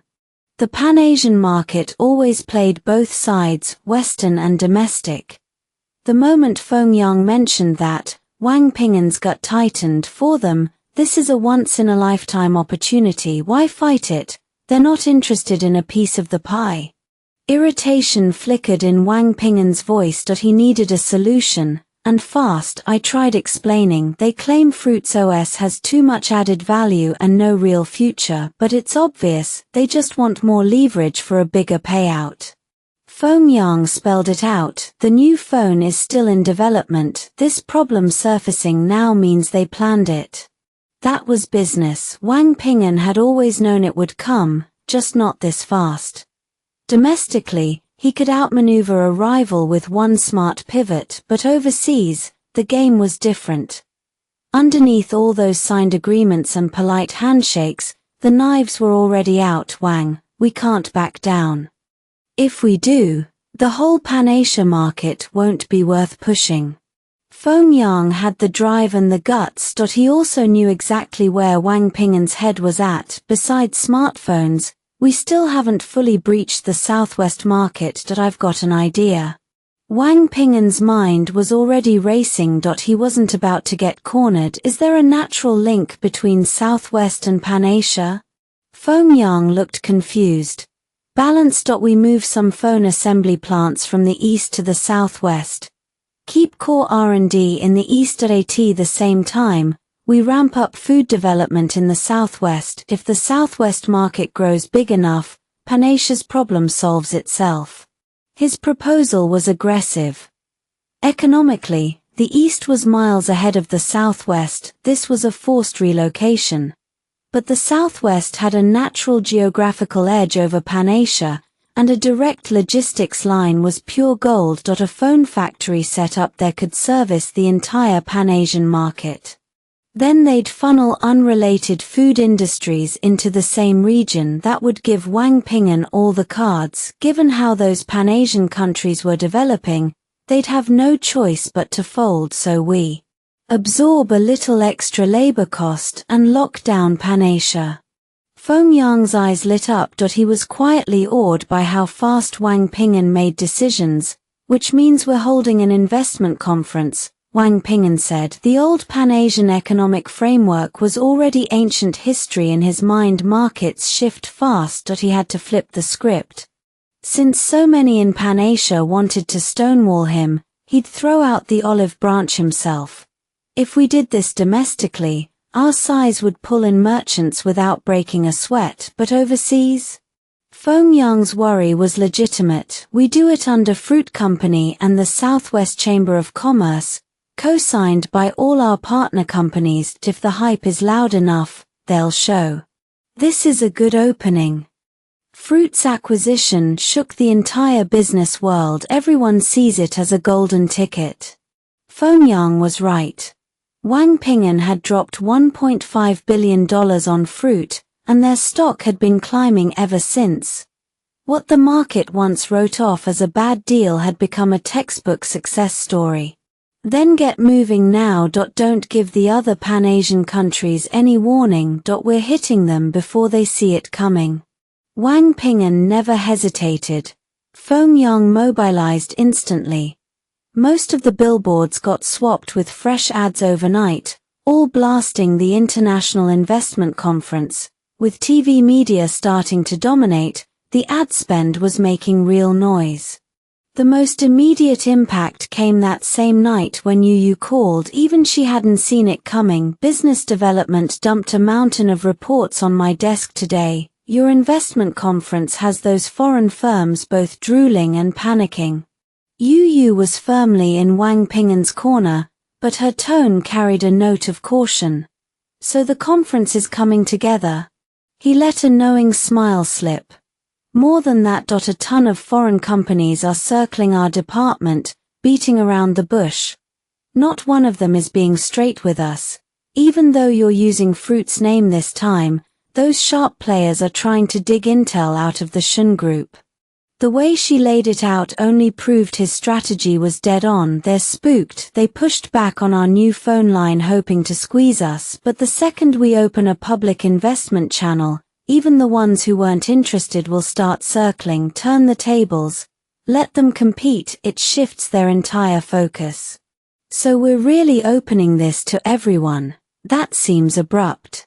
Yu knew today's market was more about strategic partnerships. Randomly recruiting could backfire. Of course not. It's an investment conference. We set the rules. If those foreign players in Pan-Asia are serious about working with us, the conference is just a formality. Unless they plan to walk away completely, they'll come knocking on their own. Yu was quietly stunned again by his instincts. What kind of nerve did it take to make a call like that? This is only the start. I'm setting the conference for next weekend. While that fire burns, I'm heading to the Southwest market to strike while the iron's hot. Wang Ping'an had to sprint to fortify the Southwest Foundation. That was the only way to truly unlock all of Pan-Asia. The Southwest plan he'd shelved earlier needed urgent execution now, and he still had unfinished business with Li Changyu, the chairman of the Southwest Chamber of Commerce. The investment conference was something Chen Cheng had handed off to Wang Khan. He didn't need to stay involved. The whole point had been to put pressure on the foreign companies operating in Pan-Asia. Once the message landed, everything else would fall into place. Now Chen Cheng needed to sit down with Zhong Qiong and lock down the Southwest market. That way, the foreign companies couldn't reach him either. The more desperate they got, the more power he held. Zhong Qiong was taking this visit seriously. He could smell the opportunity just as clearly. As president of the Southwest Business Association, there was no way he'd pass up a shot at cracking the Pan-Asia market. I figured dropping in on short notice meant I'd barely get a handshake, Chen Cheng said. Instead, you've rolled out the red carpet. He hadn't expected Zhong Qiong to pull together this much on such short notice. A luxury hotel, business tours, the full itinerary had already landed in his inbox from Zhong's assistant. Clearly, the investment conference wasn't just rattling foreign players, IT was making waves at home too. We're partners now. It's only natural I pull out all the stops. Besides, your network runs way deeper than mine. Zhong Qiong's tone was polished, noticeably warmer than before. You've kept up with the investment conference, I take it, Chen Cheng said. Of course. It's the hottest topic in business circles right now. I've had my eye on you ever since you made your move on that fruit company. Zhong Qiong's enthusiasm was hard to miss. He was clearly interested. About the new smartphone line, Chen Cheng said, I've been thinking about letting you handle part of the Pan-Asia rollout. He'd already made that decision before he arrived. Mr. Chen, that's exceptionally generous. I'll be honest, I didn't expect our business relationship to accelerate this fast. The Pan-Asia market covered over a dozen countries. Zhong Qiong wasn't about to turn that down. The Southwest market is the critical entry point into Pan-Asia. This is a win for both of us, Chen Cheng said. I'm already pushing forward on real estate development in the Southwest. I'd like to coordinate directly with your headquarters on that, Zhong Qiong said. And there's a lot more potential here in the Southwest than just smartphones. My team's research shows local specialties, mushrooms, tea, liquor, their unique natural advantages no other region can match. A man who made it to association president had serious business instincts. Zhong Qiong laid his cards on the table without hesitation. He was offering to share every one of those market resources with Chen Cheng. That wasn't a spur-of-the-moment call. You couldn't break into Pan-Asia on smartphones alone. It had to be a real collaboration. I know exactly what's on the table here. Those are the very areas I want to invest in. If you're willing to step up and help, that would be ideal, Chen Cheng said immediately. They were on the same page. The details could wait. The only wildcard was the smartphone development timeline.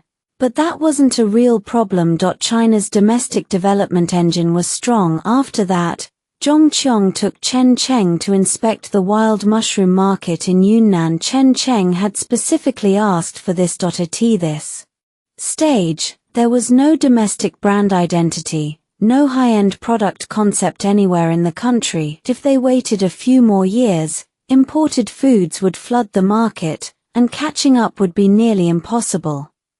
The Southwest had an enormous variety of mushrooms. Just the wild varieties alone offered several premium strains. Turn those into high-end products, and you'd unlock an entirely new market while driving other specialty goods behind it. Real estate in the Southwest? Chen Cheng didn't consider himself an expert, but the food industry, his instincts were razor-sharp. Right now, cultivated mushrooms are too small-scale, yields aren't anywhere near standard. We need to ramp up production capacity hard, he said. Start with mushrooms and build a domestic luxury specialty brand. Even if we bleed money at first, the potential is real. Chen Cheng's suggestions ran slightly ahead of the current market, and Zhong Qiong and his team looked visibly impressed. But when Zhong Qiong turned it over in his mind, he had to admit the logic held. A high-end path might be exactly what the Southwest market was screaming for. Looking back, if I'd tried to develop ordinary food products here the way they do in the East, the results would have been completely different, Zhong Qiong said. Consumer spending power in the Southwest is limited, but if we take the region's resources and push them up market, take liquor, for example. The humid climate made the local wine rich and mellow, but most locals didn't drink much of it, and distribution across the country had never taken off. Zhong Qiong had already lost serious money on that play, so he'd shelved any further expansion in that direction, but Chen Cheng's proposal swept every doubt off the table. A high-end route, like what worked in cosmetics, could change everything. High-end doesn't just mean a pretty package, the quality has to be there too, and you have to pour real commitment into it, Chen Cheng said. Give it a year. I'm confident the Southwest's luxury products will make a name for themselves. His words lit a charge through Zhong Qiong and everyone else in the room. So how do we shape the high-end brand design for the Southwest market? Zhong Qiong asked. My wife may have experience with that. Even though she's not in the food industry, Chen Cheng said. I'll have her handle the overall market strategy. You just execute along the high-end path. Most importantly, study international luxury models. Don't copy them, find your own lane. That's how this works. Chen Cheng was putting the pieces in place. Having oversee the luxury products gave him far more peace of mind. Starting a brand from scratch with Zhong Qiong as a partner meant the core competitiveness would stay firmly in his hands. Mr. Chen, this visit of yours is going to launch our Southwest Business Association into a whole new era, Zhong Qiong said. This isn't just a partnership opportunity. Launching a high-end route here will inject massive energy into the entire market. He hadn't expected Chen Cheng's arrival to solve the deepest structural problem the Southwest food market had faced for years. There was no question he'd keep pushing forward alongside Chen Cheng's Pan-Asia ambitions. Chen Cheng was satisfied too that he knew the liquor industry would explode in a few years. Locking down the high-end route early meant securing the market and staying stable even when competition came crashing in. Most of the Southwest market was now mapped out. All Chen Cheng needed to do was wait for the contracts to be signed. The Southwest cooperation turned out to be surprisingly smooth, the easiest deal Chen Cheng had closed so far. Next, he just needed to organize everything around the investment conference. And he still had to explain things to his wife. Zhong Yi was both thrilled and nervous about suddenly becoming the designer for the Southwest luxury market. She didn't have much to do. Chen Cheng didn't want her running herself into the ground, but the market she was stepping into was completely uncharted territory. She grumbled about him from time to time. Still, she threw herself into the work with real fire. The polar development project hummed with new life. The paralysis of the past few days was gone. I actually feel alive. Don't you think our results are just going to keep getting better? Yu's laugh bubbled up before she could stop it. She couldn't remember the last time she'd felt this kind of rush. Everything crackled with possibility again. Wife, I've always told you, you're gifted. Wang Ping'an's confidence was absolute. One day he'd stand at the top of the world, and when he did, Yu would be the jewel in his crown. Every great man had an extraordinary woman behind him, and she was exactly that. It was the whole reason he'd insisted on bringing her along this time. Letting her waste away at home was never an option. Husband, thank you for giving me hope again.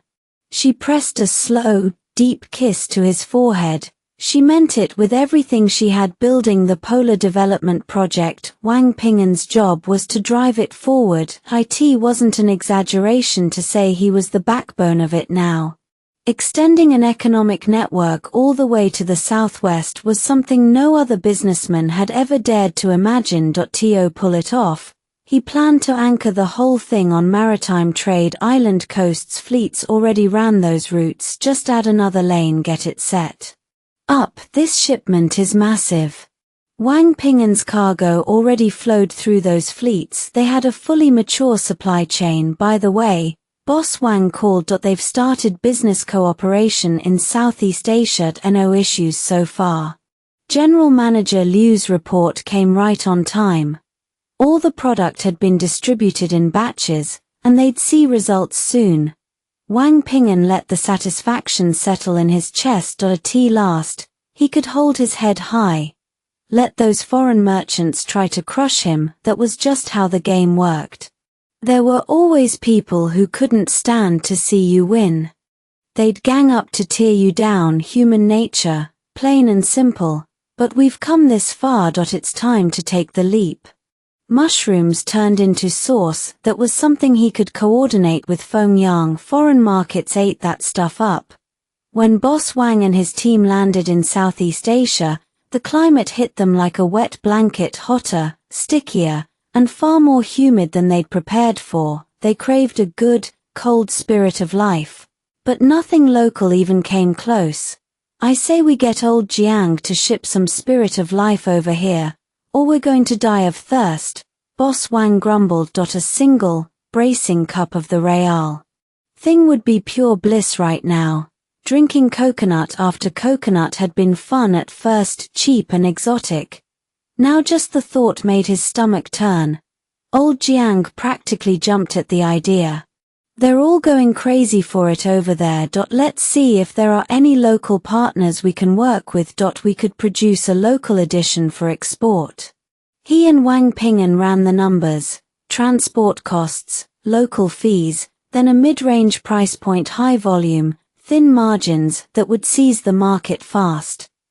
The heat alone would do half the selling. If they just wanted to make a splash, they could skip the price war and move steady. Genuine spirit of life was scarce in the region. That was a real opportunity with legs. Then it's settled. I'll contact the right people and send it to Boss Wang and the others. Old Jiang was buzzing. Never in his wildest dreams had he imagined his product going international in under half a year. Without Wang Ping'an, he'd still be sweating over empty properties. Oh, and another thing, a few businessmen are coming in the next couple of days. They're very interested in the wedding industry, not for franchising, though they want to expand the market themselves. Wang Ping'an had publicly stated he wasn't taking on more investors.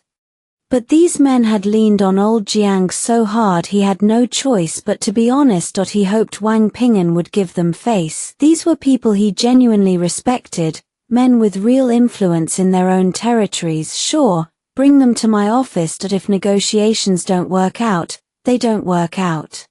Wang Ping'an didn't offer a guarantee. He couldn't afford to, not at this stage. IT was the safest way to play it.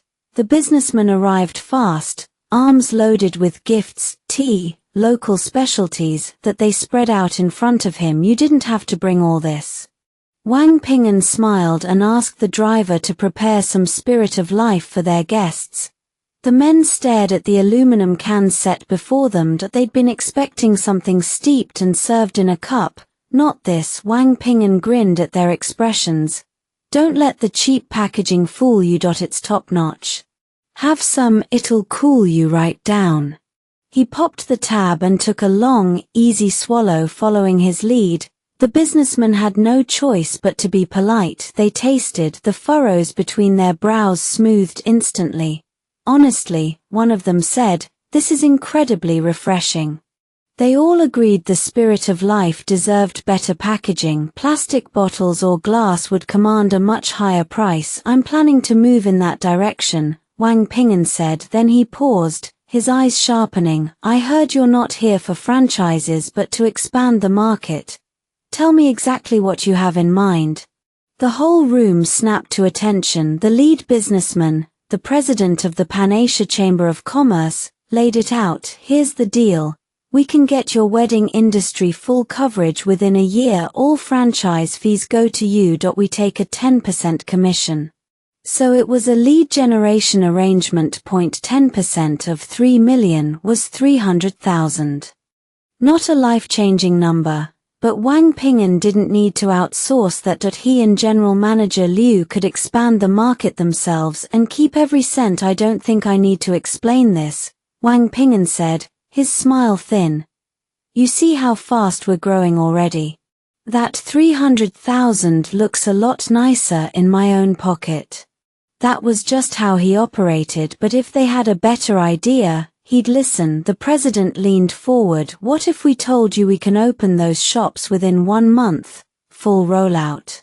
Wang Ping'an didn't blink. If you can set them up in a month without damaging our reputation, I'll give you 20% commission.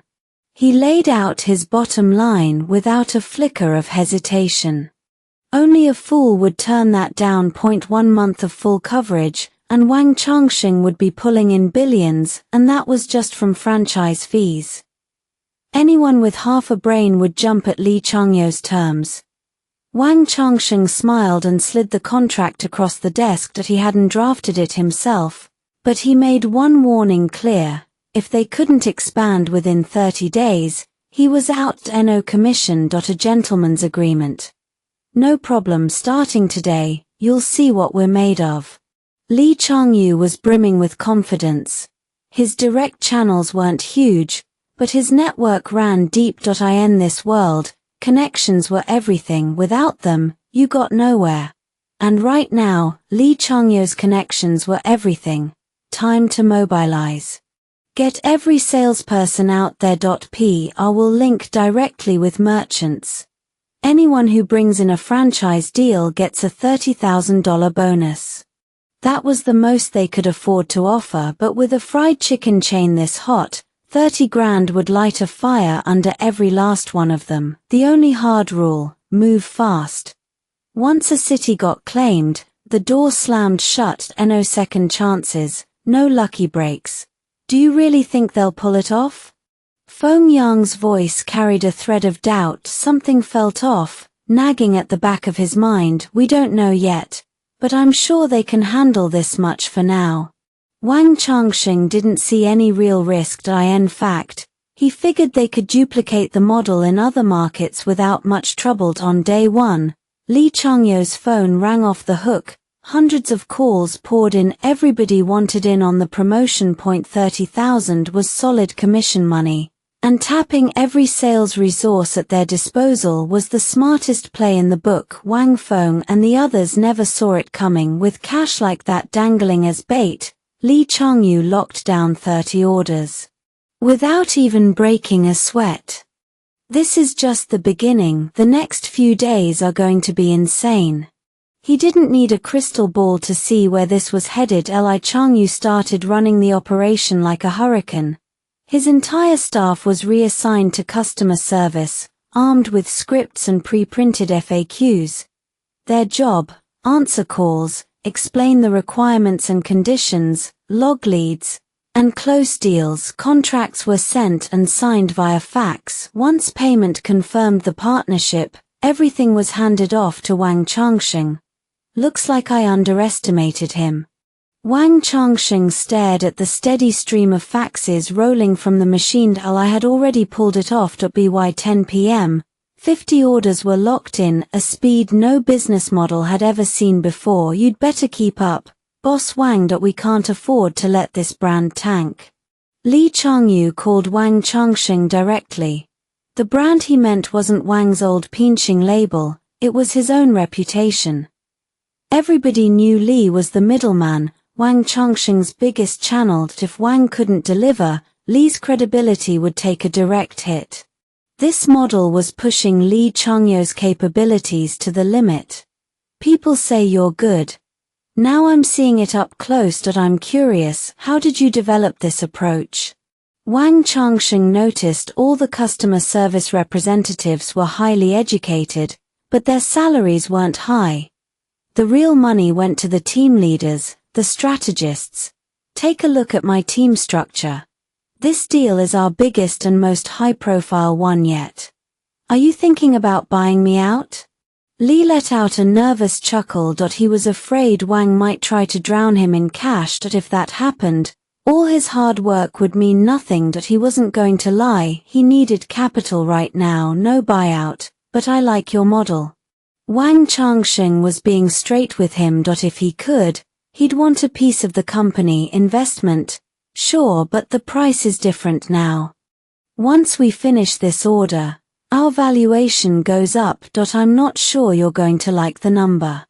Li grinned, knowing this was the moment to set his terms. Let this window close, and things would get complicated. He couldn't afford to waste the opportunity. He quoted $3 million for a 50% equity stake, no formal valuation needed. Deal. $3 million from now on, you're an independent division under our company. Wang Changsheng pulled out his card, ready to pay. His goal was clear. Li Changyu was useful, and he recognized it. Then we're on the same page. Li nodded, satisfaction settling into his expression. Everything he'd done was to earn Wang Changsheng's approval. Now he had it. Following Wang Changsheng's lead would let him scale this model far beyond what he could manage alone. On his own, he could never design a strategy like this. Most good businesses were stuck in a rut, but everything Wang Changsheng touched was thriving. That alone was enough to make anyone want in. No one in their right mind would turn down Wang Changsheng's invitation, at least not for the next 5 years. The man was untouchable. Here's the deal. Move your entire headquarters to Futian Building. I'm giving you a new title, Head of Projects for Shen Group, at General Manager rank. Wang Changsheng explained that while Li and his team would keep their dividends, they'd also receive $3 million in startup capital and an annual salary of $300,000. What?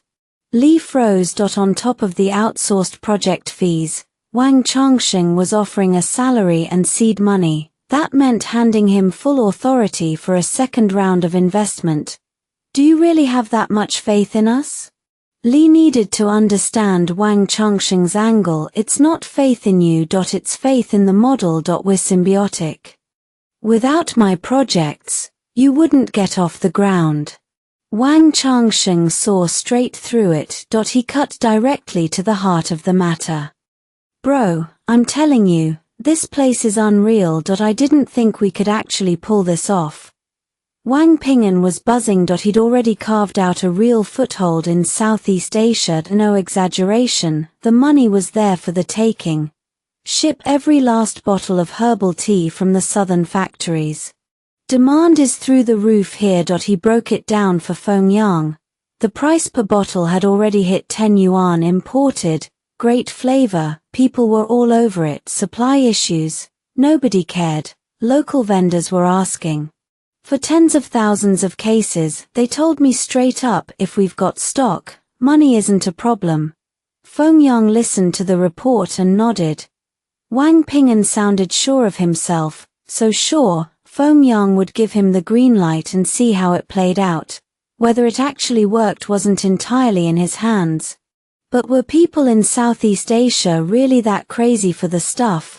Hard to say. The real test would begin the moment the shipments landed. Contracts started pouring in by fax, one after another. Cash kept hitting the account. These merchants were insane. Fengyang hadn't expected one small corner of Southeast Asia to swallow his entire southern supply chain for the tea, which left him with a single, pressing question. Should he expand the production lines?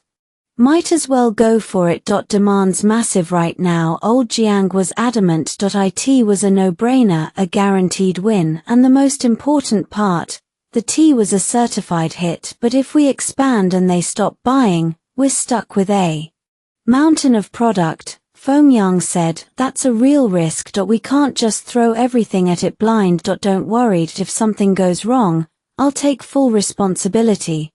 Old Jiang dismissed the concern with a wave. Fengyang was being too cautious. The momentum was already built. This was the moment to lock it in. If they missed this window, pointing fingers later wouldn't do a damn bit of good. Fine. Let's do it.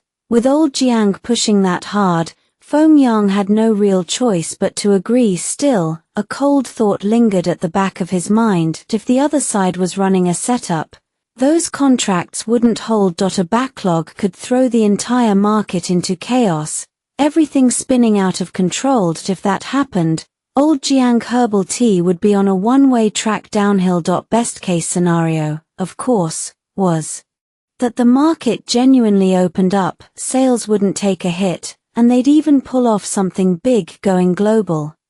All the orders in yet A man in sunglasses smiled as he asked, "They're in. Deposits are paid. Now we wait for them to ship." His subordinate confirmed every piece was in motion. All they had to do was wait for the other side to breach contract, leaving them with a production line nobody wanted to buy from. A mainland brand trying to break into their market. Not a chance. In Southeast Asia, coconut was king. Their newly built coconut drink factory wasn't about to lose to some tea. Crushing the herbal tea was simple. Inflate the order volume until the supplier couldn't hold the inventory, then default. All they'd lose was the deposit. Meanwhile, the market would flood with cheap tea that couldn't raise its price or keep pace with production. The tea factory would be the one holding the bag. Contact our merchants. Get the coconut juice ready to move. Time for a price war with the herbal tea. Sure enough, Wang Ping'an's first batch sold like wildfire. People loved the taste. They'd never had anything like it. Refreshing, thirst-quenching. But as the days passed, the novelty faded, interest cooled. Eventually, it turned into a full-blown backlog. What the hell is going on? I need to talk to the boss. Wang Ping'an didn't wait. He called Fengyang directly. This was getting dangerous. If things kept sliding, the merchants would pull out. It's bad, bro. I think we made a wrong move. Wang Ping'an laid out the whole situation in Southeast Asia. His biggest fear was that every single merchant would cancel their orders. Back on the mainland, shipments had already left for Southeast Asian ports. Cargo holds were full. Warehouses on the ground were overflowing. Old Jiang had doubled the production line. They were pumping out tens of thousands of bottles a night. Get a clear red on the local market. Push the stock to the suppliers. Fengyang told Wang Ping'an to keep his cool, no matter what. Don't start a fight. But the tea never reached the suppliers. Every single one of them claimed breach of contract. They forfeited their deposits and flat out refused to accept the goods. For an entire day, Wang Ping'an came back empty-handed from every stop. Their storage point outside the city was stacked to the ceiling with cases of tea, and back in China, no one knew the scale of the disaster. At least 4 more batches were already in transit. Stop everything. We're in deep trouble. When old Jiang got Wang Ping'an's call, his heart dropped. He never expected Fengyang's worst fear to come true like this. It was all a setup. By the time old Jiang tracked Fengyang down, the younger man was already mapping a strategy to handle the backlog. Right on time. You've heard, I'm sure. We need to change our approach. Fengyang explained that the current sales channel was dead. Word that they were stuck with unsold stock overseas would inevitably spread across the mainland. They had to repackage and rebrand the product, fast. How? We've got nearly 50 million yuan worth of herbal tea sitting there. Old Jiang managed a bitter laugh. In just a few days, he'd hit rock bottom in every possible way. He couldn't see a path back out. It was a miserable feeling. Complaining won't fix this. We need to move this tea into the southwest. Fengyang circled a few key cities on the map, all of them known for spicy food. Herbal tea was the perfect partner for hot pot. It let people keep eating without the burn. I'm planning to spend 2 million on a celebrity endorsement. Any objections? Old Jiang had no objections left. He was out of moves. Whatever Fengyang said, that's what they'd do. If Fengyang didn't throw him a rope, he'd be waiting for the end. That much unsold stock would bankrupt old Jiang herbal tea for certain. And I've got another plan. It all depends on how Wang Ping'an handles it. Taking Fengyang down wasn't going to be that easy. The key was simple. The other side didn't have a long enough reach. Found them. A few shady businessmen set up coconut factories across Southeast Asia. They're planning to process the milk on site and ship it back to the domestic market.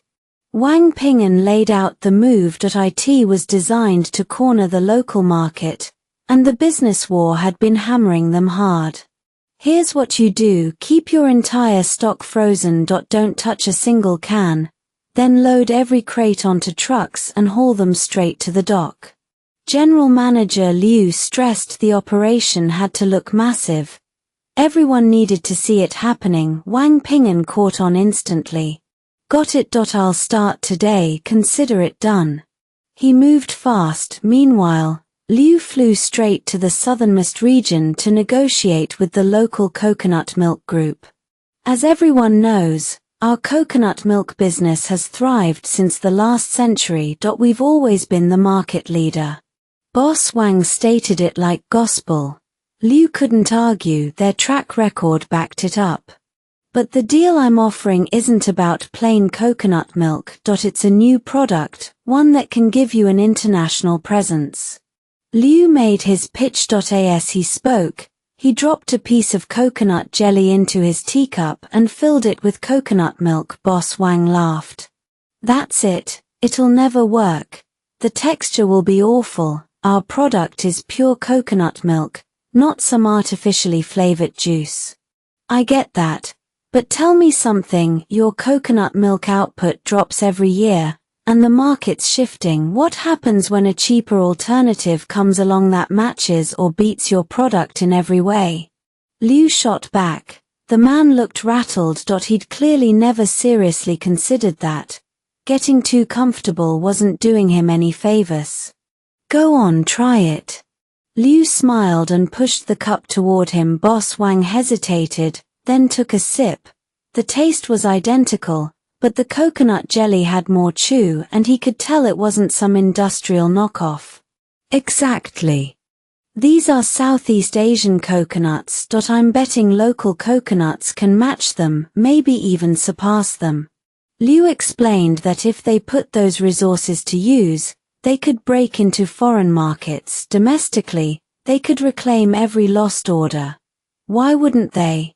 Easy for you to say. Let me be straight with you. We spend millions on advertising every year. What's the return? Boss Wang waved his hand dismissively. The idea wouldn't fly, he said. Liu should find another path. Find out if he wouldn't cooperate. Plan B it was. Across the southern region, countless coconut trees were under contract with local farmers. Liu planned to build a factory right here and start producing coconut milk himself. Boss, I hate to say it, but we locals can't even use up our own harvest. You make this stuff, no one's gonna buy it. The farmer was blunt. He admitted a factory would solve their coconut surplus, but the losses would be brutal. Don't worry about that. I need your premium coconuts. Sell them to me at 90% of market price. Liu wasn't about to let costs spiral. He negotiated the price down. While setting up the factory, he had all the machinery shipped in. Now the production facility was running at high efficiency. The machines were operational the moment they were installed. Brand registration and patents were already filed. The product, coconut jelly and coconut milk, branded Ping'an. Total investment, 30 million yuan. Floor space, a staggering 3,000 square meters. The largest local coconut milk factory was only a few hundred square meters. Their processing steps were limited, and they couldn't produce canned goods. But Liu wasn't just launching cans. He was launching bottles too, all 1.25 liters, a size that wouldn't scare off consumers. Pricing was moderate, 5 yuan per can, 11 yuan for a plastic bottle of coconut milk. That meant 2 cans price got you 4 cans worth. A solid deal. And every bottle was packed with coconut jelly, quality and quantity guaranteed. How's the spokesperson situation? I need her to shoot the ad immediately. Liu couldn't waste a second. If Boss Wang wanted a price war, the first move was to flood the market with coconut-based products. He had to beat him to it and lock everything down. All set. She's the hottest actress right now, and I hear she's got real presence. Feng Yang reported that the moment she heard Liu wanted to work with her, she cancelled everything and flew south. That was unheard of. Good, arrange everything properly. After the shoot, we'll design a poster, then take her to dinner. Liu wasn't about to blow 2 million yuan just on an ad. He was building a long-term partnership. All of this had been pre-negotiated with her agent, who surprisingly agreed without a second thought. Wow, she's gorgeous. I've only seen her on TV, but in person she's a goddess. Old Jiang was practically drooling. A bunch of the guys had already prepared bouquets. No need for that. It's just business. Liu clicked his tongue in annoyance. If she hadn't taken the money, maybe he'd have arranged something more personal, but this was a mutual benefit deal. Mr. Liu, I've heard so much about you. Elizabeth stepped forward to greet him. She had an undeniable presence. A pleasure to meet you, Ms. Elizabeth. Liu smiled and gestured for her to follow. He'd arranged a meal for them. Great, shall we? Elizabeth was very talkative, whether intentionally or not. She seemed eager to discuss more cooperation. If there are any promotional events or campaigns, I'm happy to help. Mr. Liu, you really got your money's worth with that 2 million. Whether it's worth it isn't for me to decide, it's up to the consumers. But speaking of which, I need to draw up a contract with you. Liu explained that during the endorsement period, she couldn't take any other brand deals. He was buying exclusive rights. If she agreed, he'd pay immediately. No problem. My agent feels the same. The reason we wanted to work with you, Mr. Liu, is exactly this kind of deal. Elizabeth told him the whole game was about unlocking commercial value. She might stay hot for 5, 10, or 20 years, who could predict the future? The reason Liu had chosen her was her spotless record, 0 scandals, no negative press on the horizon. He'd done his homework. When it came to selecting talent, he'd pushed through everyone else's objections. Boss Wang told Elizabeth his decision wasn't as simple as it sounded. He wasn't just signing a standard contract. He was locking her in. For every advertisement she'd do for him, every Spirit of Life commercial, every press event, she'd have to be there. It wouldn't be too frequent. But he wanted her to think it over carefully. Mr. Wang, Miss Elizabeth has a lot of business commitments. Her schedule is completely packed with appearances and shoots. I would suggest reconsidering. The agent's words made Boss Wang laugh. He wasn't offering nothing. It just meant the price wasn't right yet. How much are you expecting? Do you realize this isn't an offer we give to just anyone? Boss Wang's smile was faint. He told them to take their time. His industry had serious potential. If things went well, Elizabeth's future could go far beyond this. He wasn't wrong. Not many people dared to turn down Boss Wang outright. But he wasn't hostile or forceful. He was leaving it entirely up to them. Still, the offer itself was a dream come true for most people. A guaranteed contract, exactly what Boss Wang was handing them. Mr. Wang, I understand your good intentions, but I think we need to reevaluate the situation.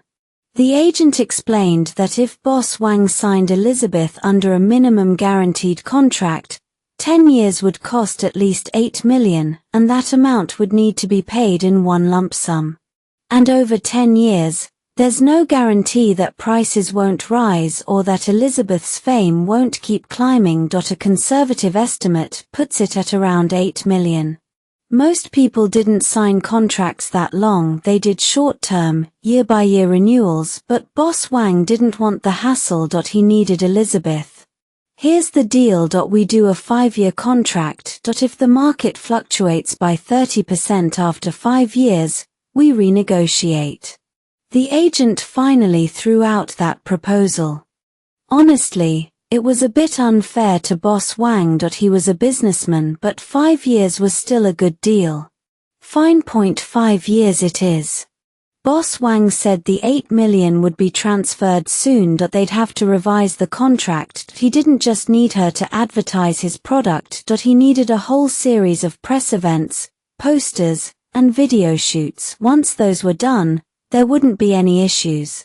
The bigger question was whether he should also have her advertise his fried chicken chain. Having one person advertise two different food brands could cause unnecessary conflict. The backlash could be serious. One of the brands might get completely written off. That would be a real loss. Back at the office, Boss Wang opened his laptop. He needed to calculate how to maximize the ad's impact. Every era had its fresh-faced idols. Those campaigns didn't suit seasoned veterans, so if he was going to do it, he'd go all in. Fast food could wait for a spokesperson.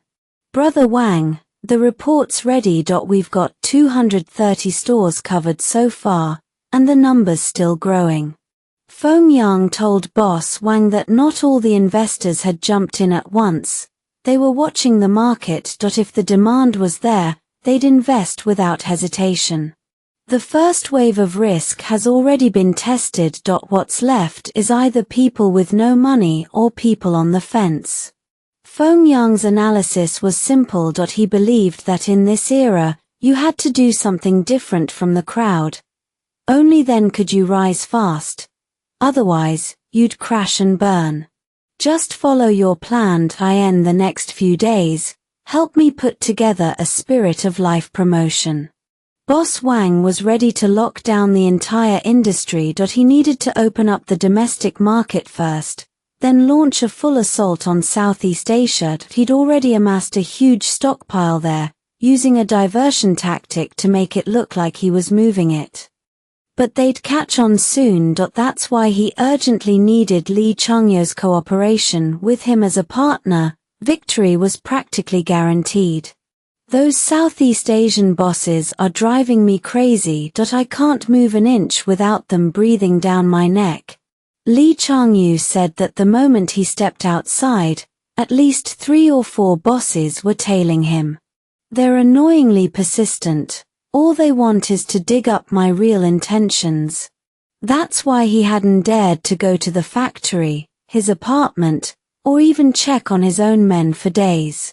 Go to the most expensive place in town, spend like crazy at the highest level every day for a week straight. Boss Wang sent Li Changyou some money. He said the company would cover all expenses. The goal was to confuse the opposition. When they'd finally make a move, the spirit of life in Southeast Asia didn't taste the same as the domestic version. It was sweeter, almost cloying.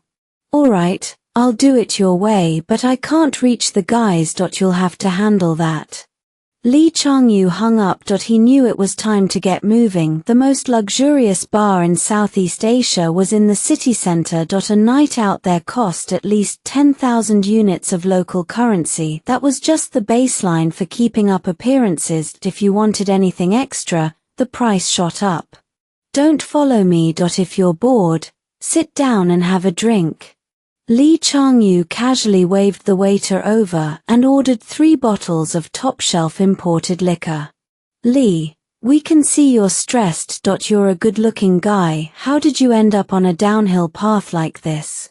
One of the bosses said it with exaggerated sympathy. Such a disappointing outcome. You're right. It's not easy for us mainlanders to make it abroad, so what do you think? Got any good suggestions? Li Changyou gave a bitter smile and downed his glass in one go. If you ask me, stick with spirit of life. Ship our spirit of life back to the mainland. That way, we all make money together. The boss pointed out that Li Changyou had his own distribution channels, no need to run around chasing spirit of life. Their spirit of life was the real deal. Do you know the mainland already has its own spirit of life, and it sells pretty well? Li Changyou's reply was deadpan. They went back and forth for a while before finally sealing the deal, but then Boss Wang tossed Wang Ping'an one more piece of news. It turned out there wasn't just one mainland businessman circling the market, there were other channels, too. Obviously, those Southeast Asian coconut juice brands would need to do a massive amount of groundwork before they could break into the mainland market. They couldn't just charge in blind. So for Wang Ping'an, that intel was gold. But no matter how hard he pressed, The guy wouldn't give up a single detail. He barely even acknowledged he'd said anything at all. Bro, I got the info, but it's all scraps. Nothing close to the full picture. Wang Ping'an told Feng Yang he was convinced those Southeast Asian players had bad intentions. Why else would they try to poach his people? This was serious. The other side had already made their move. Understood, Feng Yang said. So now we've got two competitors in that market. If we want to stand out, a celebrity endorsement isn't going to cut it. He figured the only way to crack this open was with one killer idea at the very least. Take out the foreign brands without damaging Boss Wang to get at the root. He'd have to cut a deal with suppliers when the competitors' stock hit the shelves and get them to break their contracts. Or keep it even simpler. Start a price war and crush them outright. But if he did that, Boss Wang would be the one cashing in. Feng Yang would just be burning money and energy for nothing. It wasn't worth it. So what's your move? Li Changyu asked, surprised. The last few days had delivered way too many shocks. We'll handle it as it comes. Panicking won't help us now, Feng Yang said. They had to wait until the final hour, which meant pushing back their own product launch, but delaying took time, too. If it turned out the other side was just running the same old plays, there was no point in waiting. No matter what, we launch mid-next month. The ads and promotions were already heating up. No reason to waste more time. If they let this slide into summer, the target audience would get blurry. One company, two drinks in completely different categories. A nice way to compete with ourselves, Feng Yang said with a bitter laugh. He never imagined a brand he'd originally prepped for overseas would blow up into such a mess. In some ways, it had already eclipsed every other food business he ran. All my hope is riding on you now, Feng Yang. I don't have any other ideas. Old Jiang had been wearing a worried face for days. Just thinking about the stock piling up in the warehouse made his chest ache. But he couldn't dump it all at once. If he flooded the market, everything would spiral into chaos, and then they'd be staring at a problem way bigger than the one they had now. Feng Yang didn't have many resources to pull from. Old Jiang's operations were falling apart. Together, it was enough to crush the entire supply chain and distribution network. Somehow, word had leaked that a massive clearance sale on herbal tea was coming. Everyone was on high alert, just waiting for old Jiang to crack and start slashing prices. Hold steady a little longer. The gap in the southwest is about to open up. If Wang Feng couldn't get the southwest shops sorted soon, Feng Yang decided he'd go himself. He had to solve the inventory problem one way or another. The shelf life was long, but that stock wasn't moving nearly as fast as the juice. Around evening, Wang Feng called. He said a lot of Southwest merchants were willing to take the supply, but with one condition. They were all waiting for the clearance sale. They'd only accept clearance prices. A tea full price, they'd rather walk. Those bastards, how can they do this?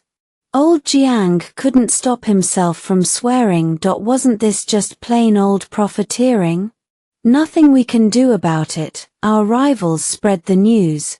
Now the whole industry has its eyes on us.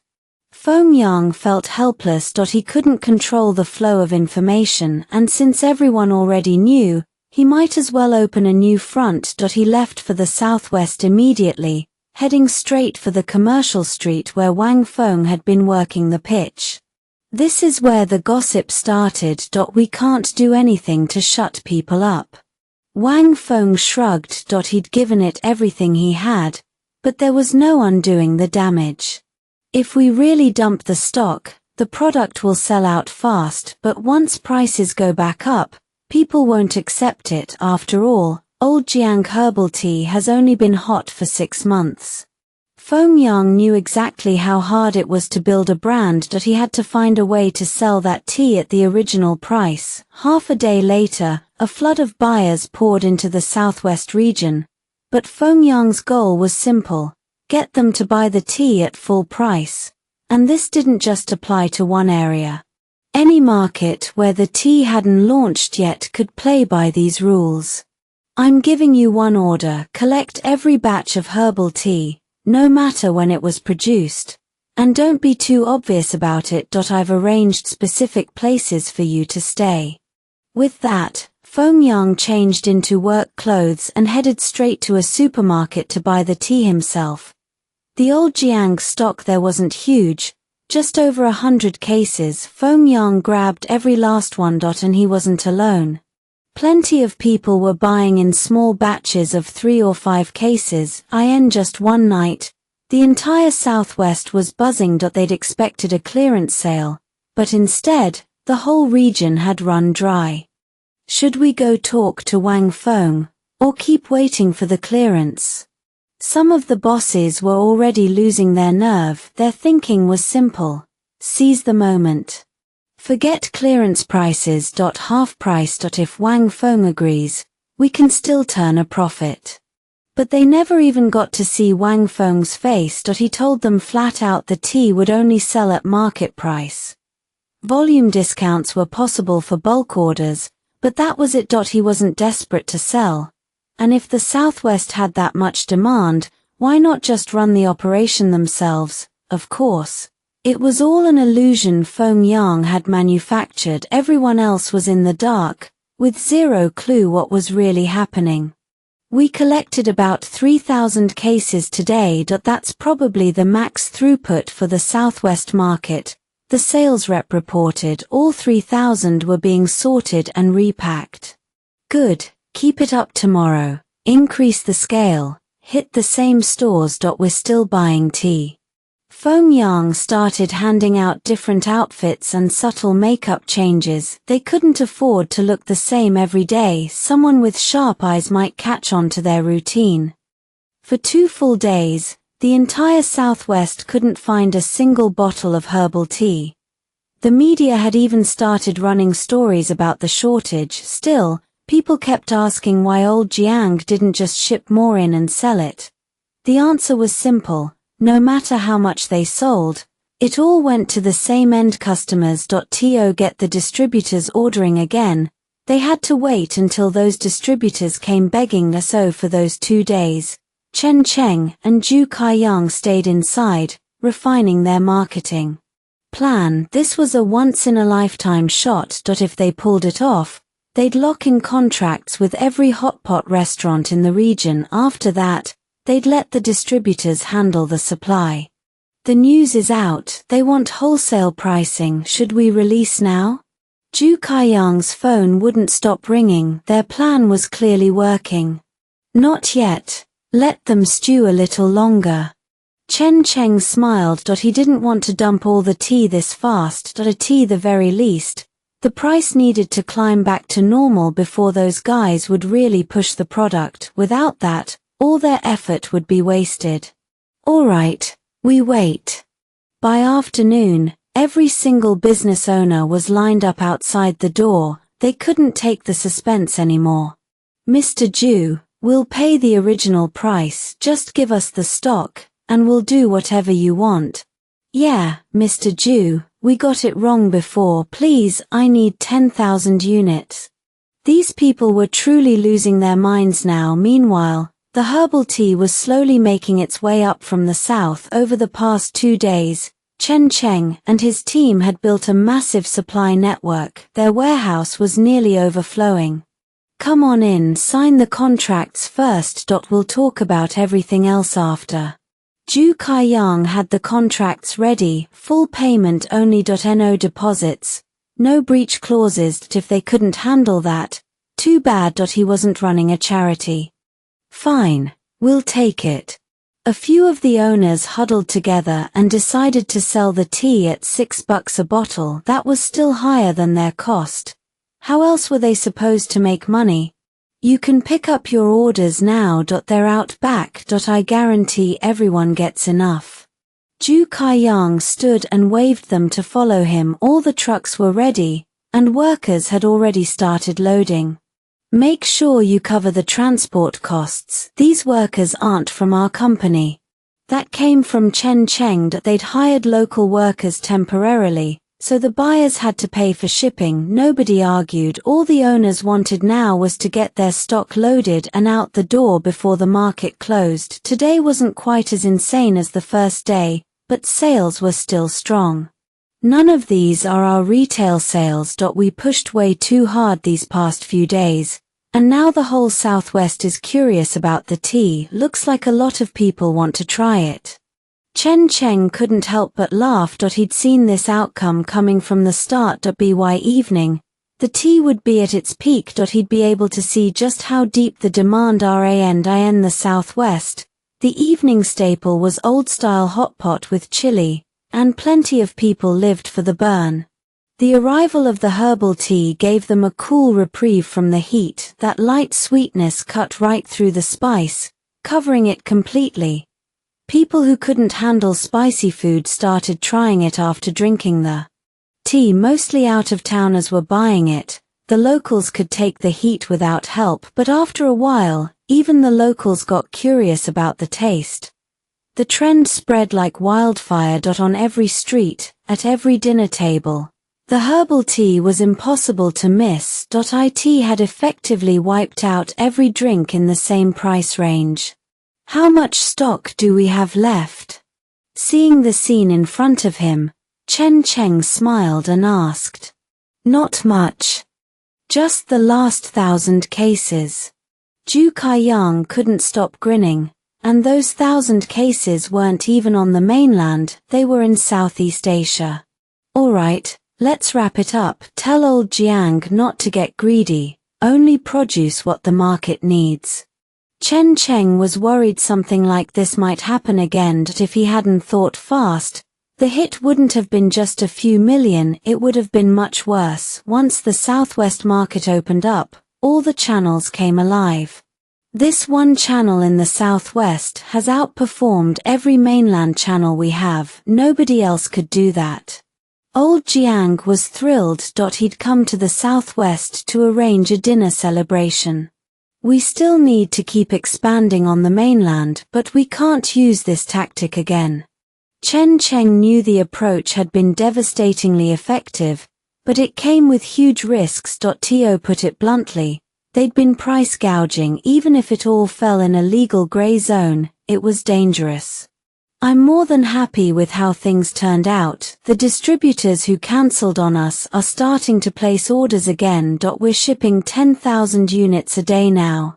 It wasn't as high as before, but it was still a number they could work with. The market had to digest the product, it couldn't just vanish overnight. By the way, how's the coconut juice situation? Any updates the last 2 days? Chen Cheng wasn't in Yuju, so he hadn't been in touch with Wang Ping'an. Old Jiang was handling that.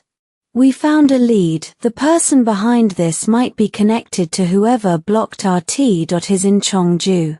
Old Jiang told Chen Cheng there was a man in Chongju named Wang Boyi. He used to deal in raw jadeite in Southeast Asia. Now he was back in China doing beverage distribution. Not a huge operation, but he had connections everywhere.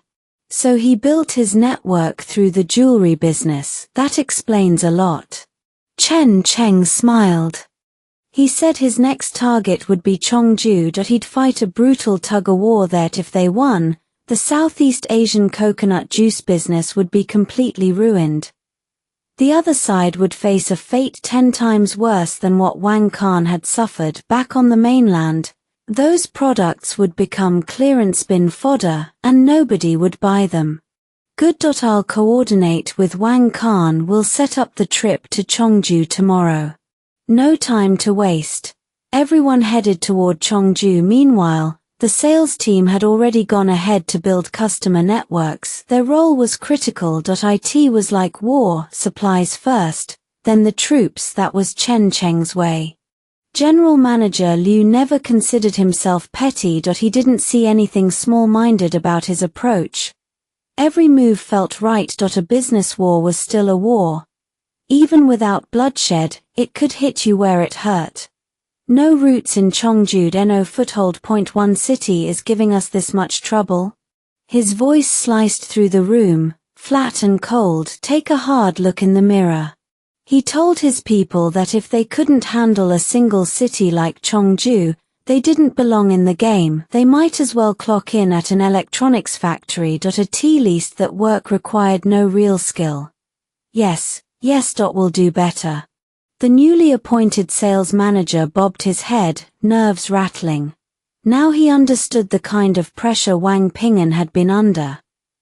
The truth was, once they arrived, they saw exactly how unwelcoming Chongju was to outsiders. Boss Wang was deadweight in some ways, sure, but the man had connections. Not just local business owners, every side hustle heavyweight in the city was a friend. He'd leveraged those relationships to stabilize his factory's income, and on top of that, he'd locked down multiple coconut juice contracts here. Coconut drinks are the hottest thing right now. Our product is imported, and the price gives us a domestic edge. Boss Wang laid out his cards in front of the assembled owners. He told them his cost was lower than southern coconuts, and the taste, top tier. This is our product, please, try some. Since the local contract factory was still being built, all the coconut juice had been shipped in from overseas. The cans were printed in foreign languages, but the ingredient list was thorough. Not bad, this is smooth. 4 canned coconut juice to reach this level was impressive. It wasn't that other brands were bad, but this one hit the sweet spot between quality and price, of course. Let me tell you, Southeast Asian coconuts are completely different, higher yield, naturally sweet. Boss Wang said he wasn't exaggerating. Anyone who wanted to tour the factory in Southeast Asia was welcomed. If he was lying about any of it, he'd take the consequences. Order after order was signed. The quality was solid, no question. The real test was whether domestic consumers would bite. Shouldn't be a problem. Right now only one brand is dominating our market. Time to end that monopoly. Boss Wang spoke as if it were the most obvious truth. Without that conviction, he wouldn't have dared move this aggressively. He couldn't afford to ignore the risks he was facing. But someone else knew exactly what he was doing. General Manager Liu.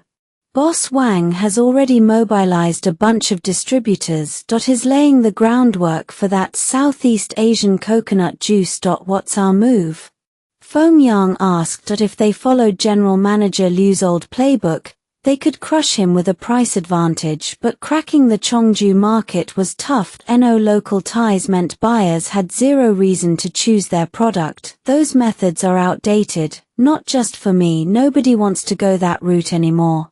General Manager Liu's strategic vision went beyond the present. That was how he'd crushed competitor after competitor. Calling it a dimensionality reduction attack didn't even do it justice. The real breakthrough had to come through Boss Wang himself. Making him walk away from those signed contracts was the key. Can't we just bypass him? Feng Yang suggested ignoring the man entirely and finding other partners. Offer better perks and pricing. Who turned down easy money? Wrong. Boss Wang didn't rise just because of cost effectiveness. The real asset is the network he spent years building. General Manager Liu gave a bitter smile. That network is dozens of times more effective than any direct approach we could make. So he went straight to the source. No appointment. He just showed up. When Boss Wang saw General Manager Liu, he was genuinely baffled. Why was this guy coming to him out of nowhere? Don't think we've met. Boss Wang didn't move. He stayed in his executive chair, eyes fixed on General Manager Liu. We haven't. That doesn't mean we can't work together in the future. General Manager Liu gave a faint smile. He told Boss Wang to forget about that Southeast Asian supply in a few days. He'd hear the news. What news? Boss Wang couldn't help but laugh. You're good, Boss Liu.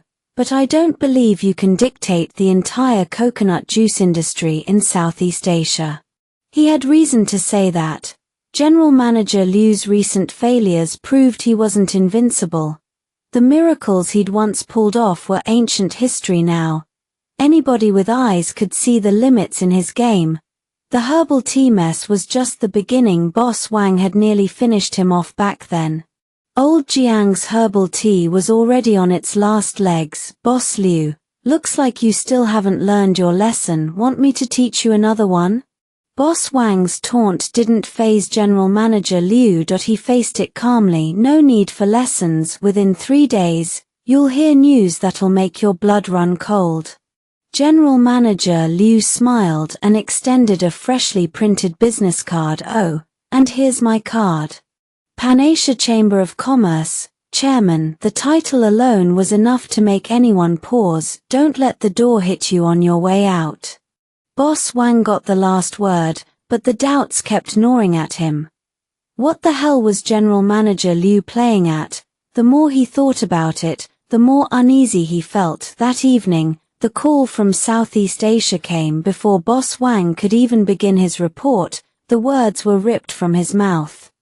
All prices go up 60%. Our wholesale can't drop below that. What? Boss Wang couldn't stay seated. A price hike at the start, he'd have managed that. But a sudden spike like this, right in the middle of everything, what would the distributors think of him? Breaking contracts wasn't simple. He demanded to know what kind of dirty move this was. You don't need the details. All you need to know is that our supply price has increased. The voice on the other end was abrupt. The line went dead. Nobody knew the inside story, except Wang Ping'an. He'd been doing business with that group ever since, and business was going pretty well. Coconuts were cheap in Southeast Asia. He could cut over 100 a day without breaking a sweat. Mr. Feng, I'm dying here, Wang Feng groaned. Day after day of this slave labor. If I didn't know the full story, I'd have walked by now. Feng Yang didn't have another move to make. How's the market looking over there? He asked. Every move Wang Feng made fed him critical intel. Local coconut prices are already climbing. A lot of the export supply chains tripled their rates overnight. Every distributor I know is screaming bloody murder. Earlier that day, disaster had torn through the coconut groves of Southeast Asia. Environmental damage paired with a brutal wave of tsunamis had decimated the crop. With fewer buyers than usual and prices spiking, the entire industry hung by a thread. If prices are rising, stop stressing, Feng Yang said. Just get me their bottom line cost. I'll make something happen.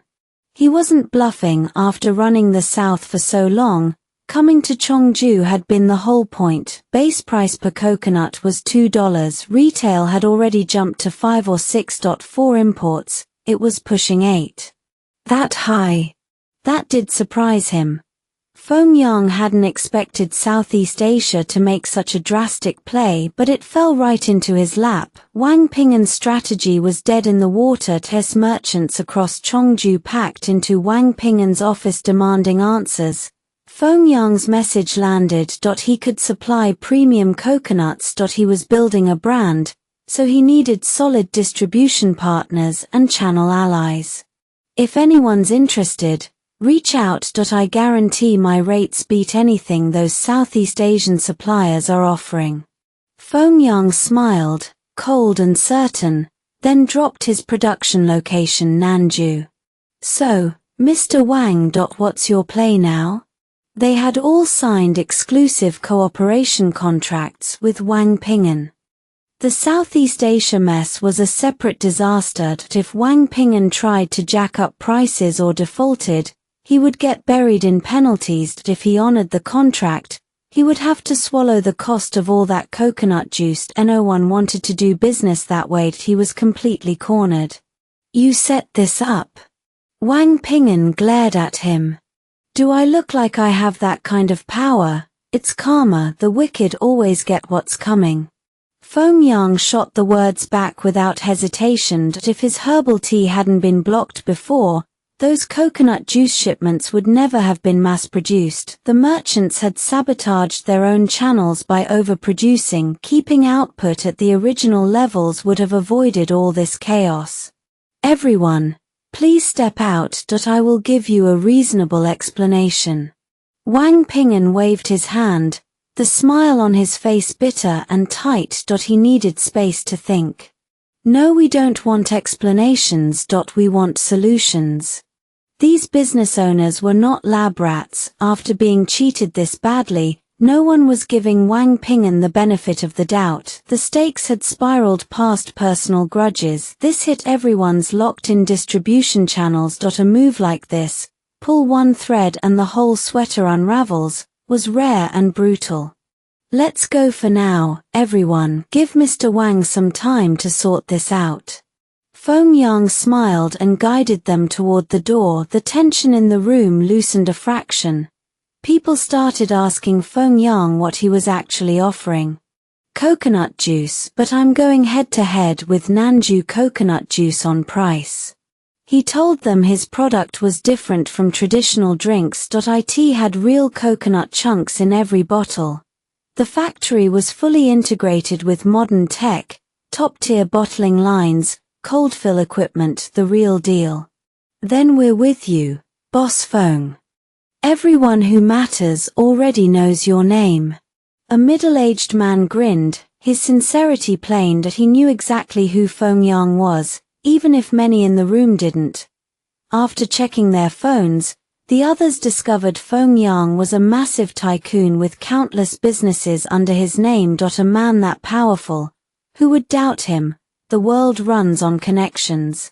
Your network builds your future. Feng Yang was the kind of man who set the pace for an entire era. After that verbal beating, Wang Ping'an's confidence was shattered. He had dialed dozens of numbers. Not one picked up. It felt like the Southeast Asian suppliers had cut him loose overnight. Animals. Greedy bastards swallow you whole and don't even spit out the bones. How the hell did I ever work with you? He crushed his cigarette into the ashtray, not even sure how many he had burned through today. He paced the room, back and forth, then stopped. He decided to call Feng Yang. That business card was still lying in the trash.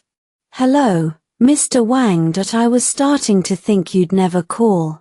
Feng Yang's voice dripped with contempt. He had never asked for the number, but getting it hadn't been hard. Save the sarcasm. I want to work with you. Admitting defeat carved something out of Wang Ping'an, but he was determined to shoulder everything. Working with me is simple. Do you want to be a distributor or a channel partner? Feng Yang's wording was deliberate. If Wang Ping'an was just a distributor or channel partner, he would be no different from the other merchants.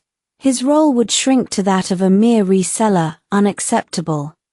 Only by locking in exclusive distribution could he renew contracts with those owners. Otherwise, the penalty fees would bury him. I don't want to be a distributor. I want exclusive distribution.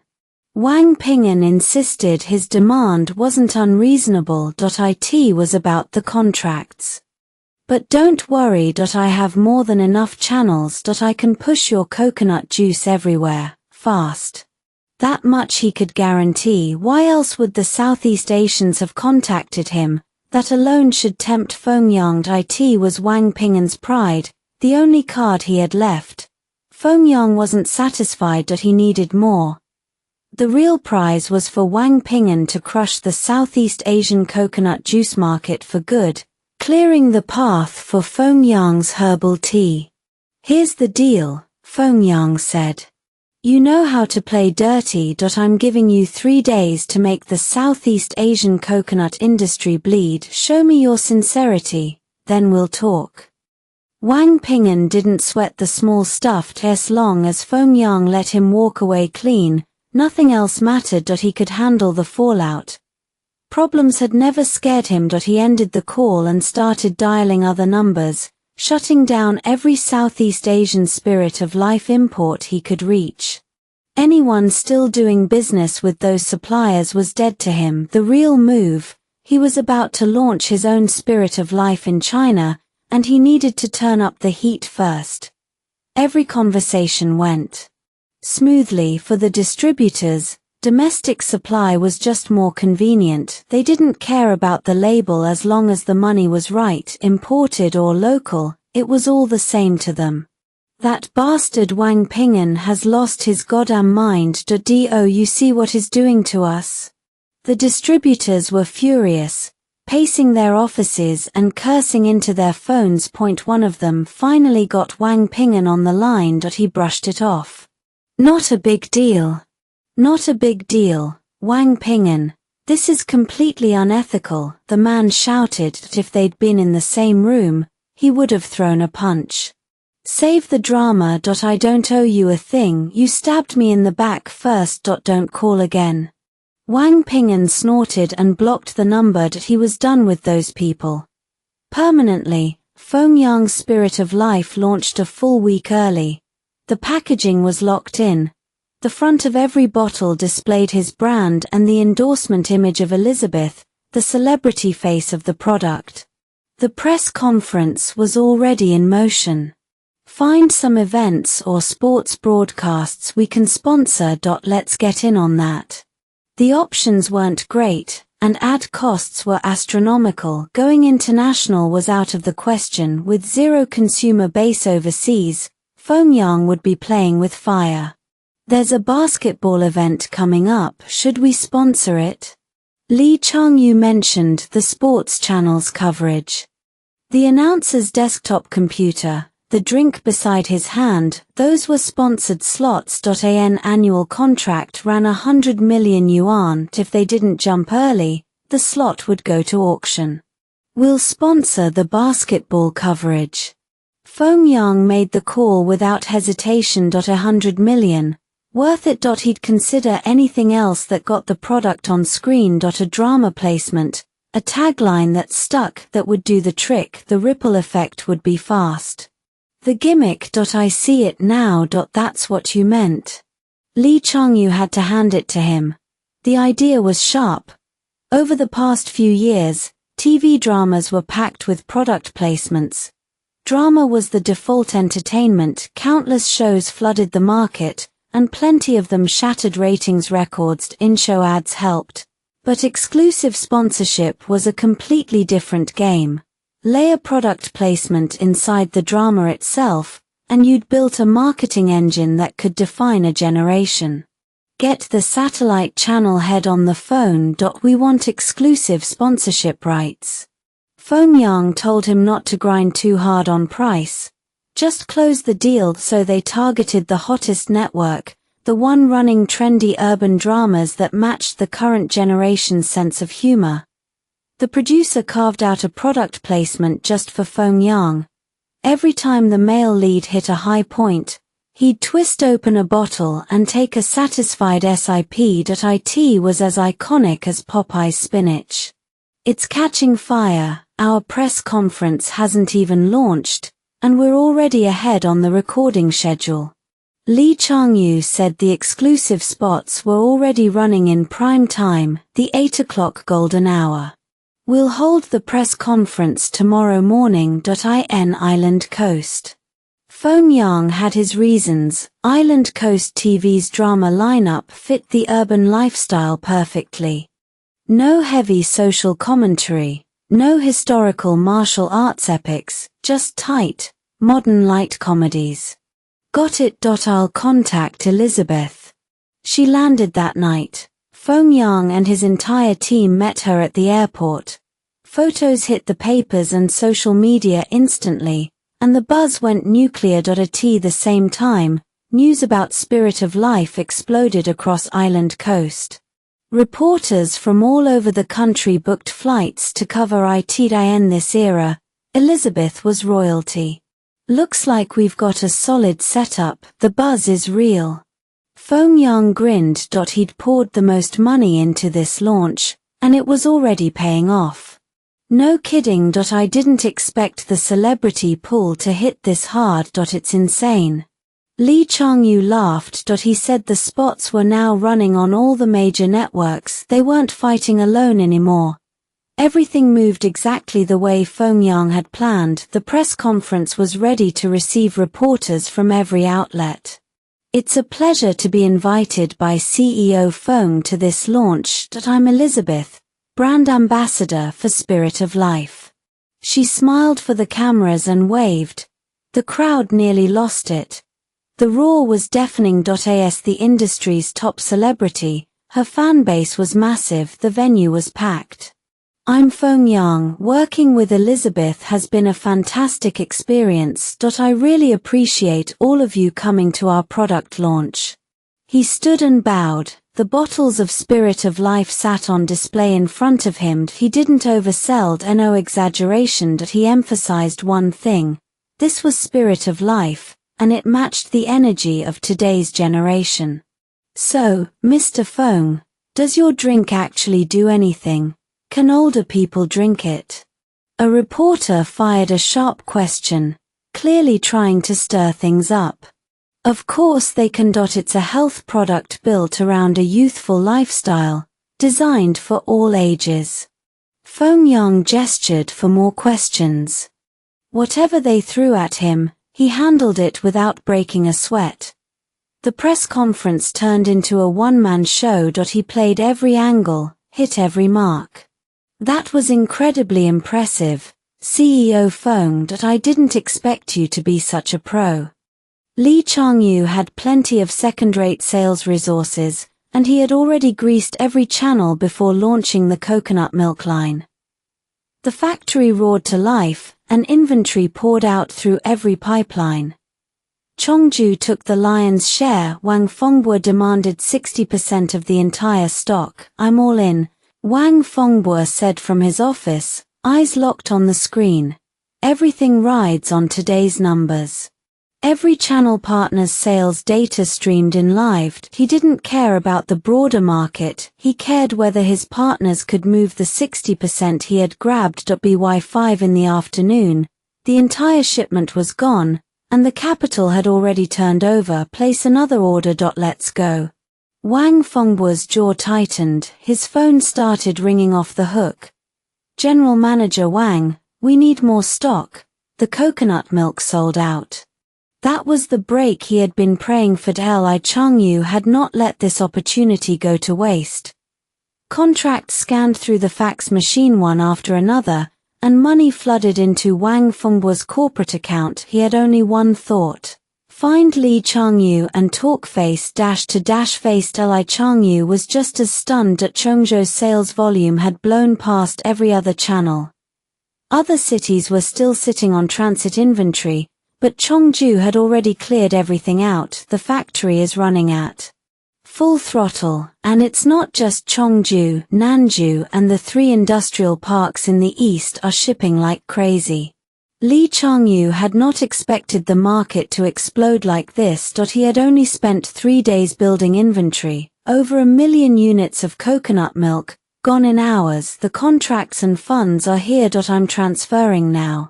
Without a second of hesitation, Wang Fengbo wired every penny into Lee Changyu's account. He did it to lock in his position as the exclusive distributor.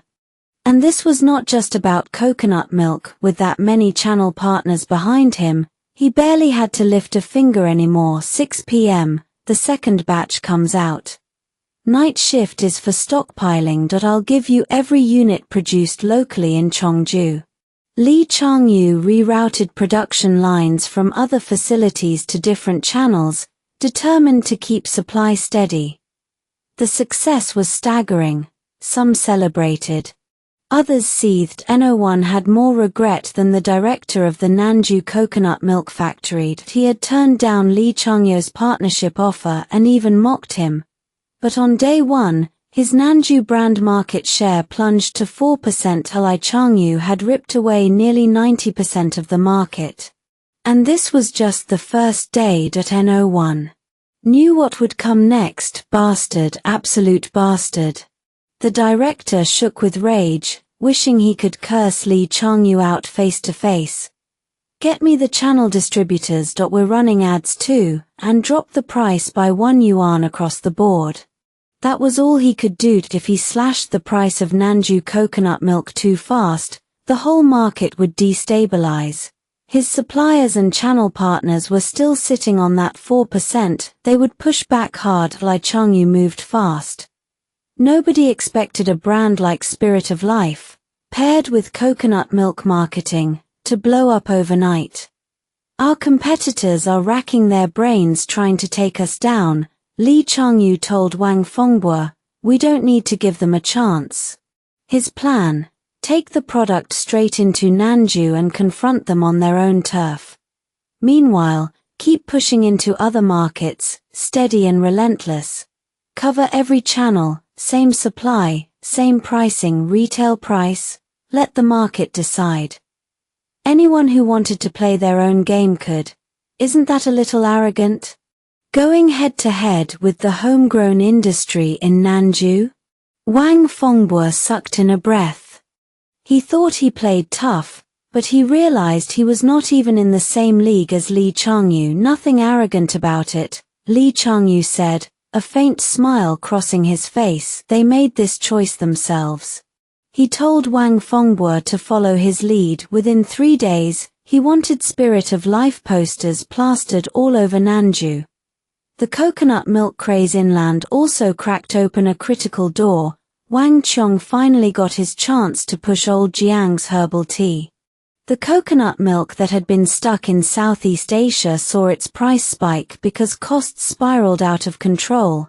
Consumers turned to old Jiang's herbal tea instead. Both were beverages, one cheap and satisfying, the other absurdly expensive. Not everyone was chasing some elevated lifestyle. The real question was whether that lifestyle was even worth chasing. Clearly, it was not.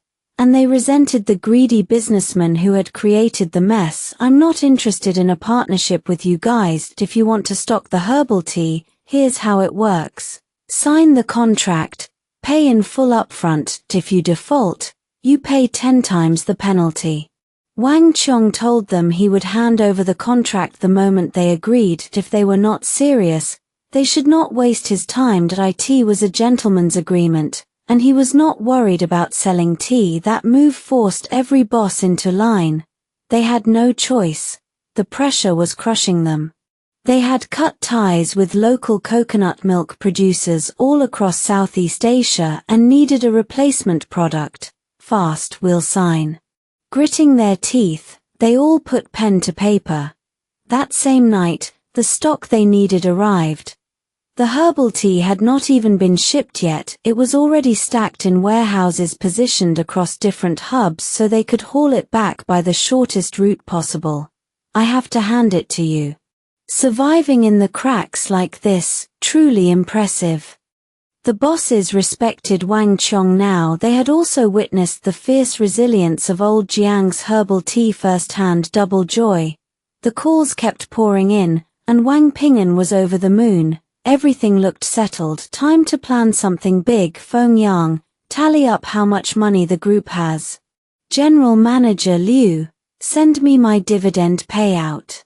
Transfer all the securities exchange dividends into my account. I need it urgently.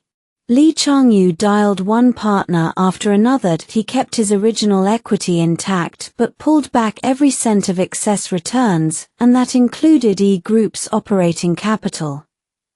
Everyone was dying to know what massive move Li Changyu was about to make. When he saw the balance in his account skyrocket, even he could not believe it. Where had all this money come from? 34 billion. Come on, Li Changyu, what kind of big move are you pulling? Ping'an shoved the door open and stalked into the office, completely baffled. What kind of game was Wang Ping'an playing now?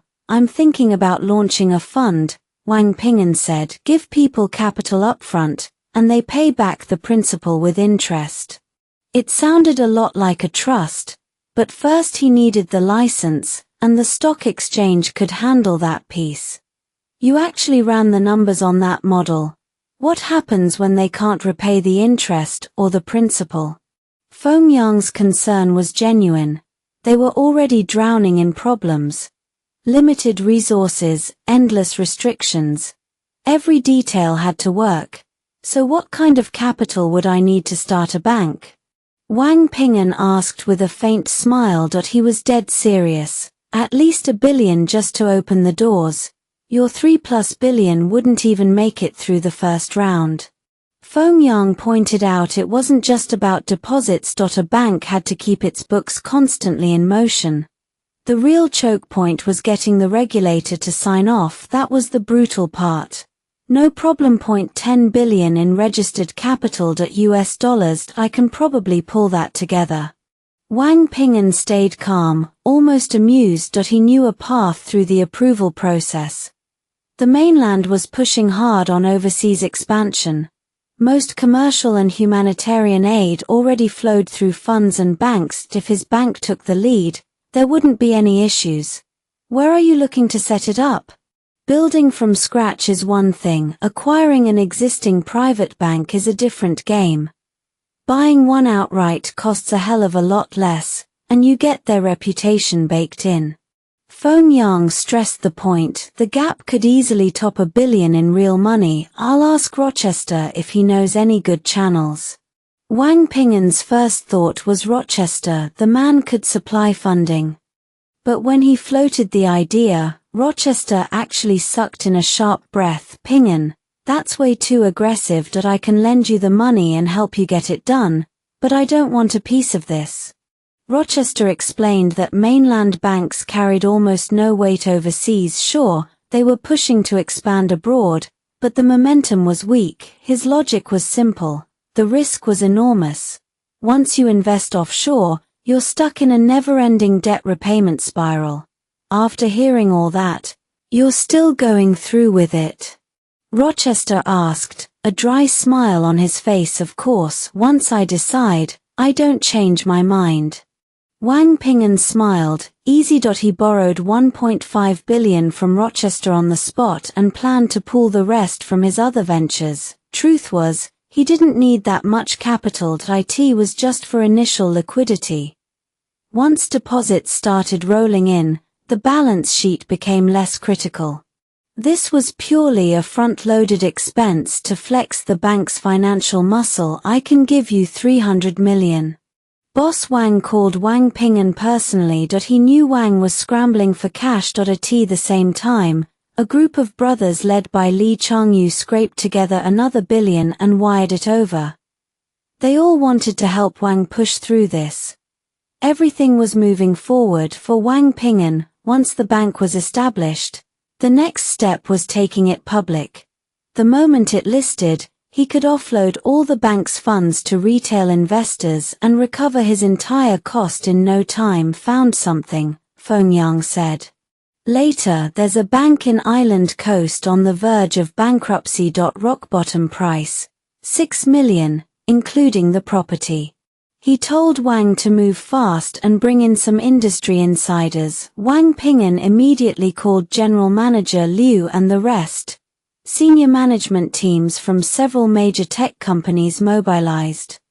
Their single goal, help Wang lowball the seller. Our federal savings has been around for decades. We're just facing operational difficulties, heading toward bankruptcy. That's why we're offering such a low price. The bank's representative said $6 million was non-negotiable, and the location couldn't be transferred. Wang would have to handle the relocation himself. $3 million, location not included. We'll handle the move right now. That was General Manager Liu. He had history with the seller, and he figured this price was fair. If it were a solid private bank, he'd let it go, but this one was on its last legs and wouldn't even throw in the location. No way he'd accept that. In his mind, Wang Ping'an wasn't just a business partner, he was an irreplaceable brother. General Manager Liu, I know we have a good relationship, but we can't budge on this. You have to understand, there are plenty of other buyers lining up. They parted on bad terms, but General Manager Liu thought a door might still be cracked open. He told Wang not to rush. I dug into it, old Jiang said. Someone's throwing up roadblocks. They're jacking up the price on purpose to keep us from buying. He'd called in a lot of favors to uncover that. The other party had ulterior motives. Then we wait. We've got time. Let's see how long they can hold out. Wang Ping'an waved a hand, a plan already forming. He stayed in Island Coast 2 days, then headed back to the mainland. All the other bosses went with him.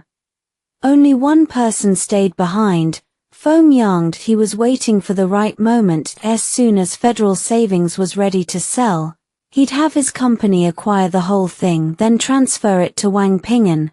Just a paperwork shuffle. 3 days later, Federal Savings went up for public sale. Their asking price was $3 million. Nobody wanted to bite.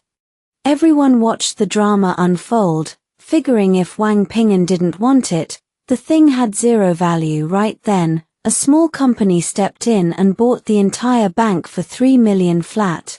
Done. All signed. Our new location is Love Island. Foam Yang let out a long breath.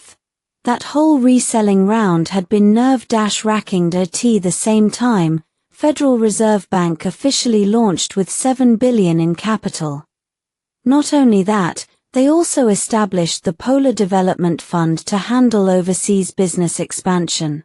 All of it approved, though Wang Ping'an had to pay a hefty price for that. We could have coexisted, but the authorities want me to set up the fund's overseas branch in the Middle East.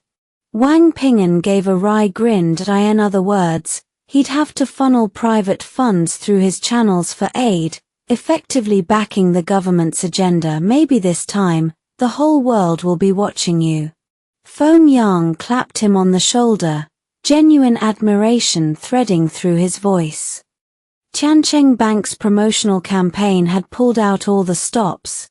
They were already an established bank, just operating under a rebranded name.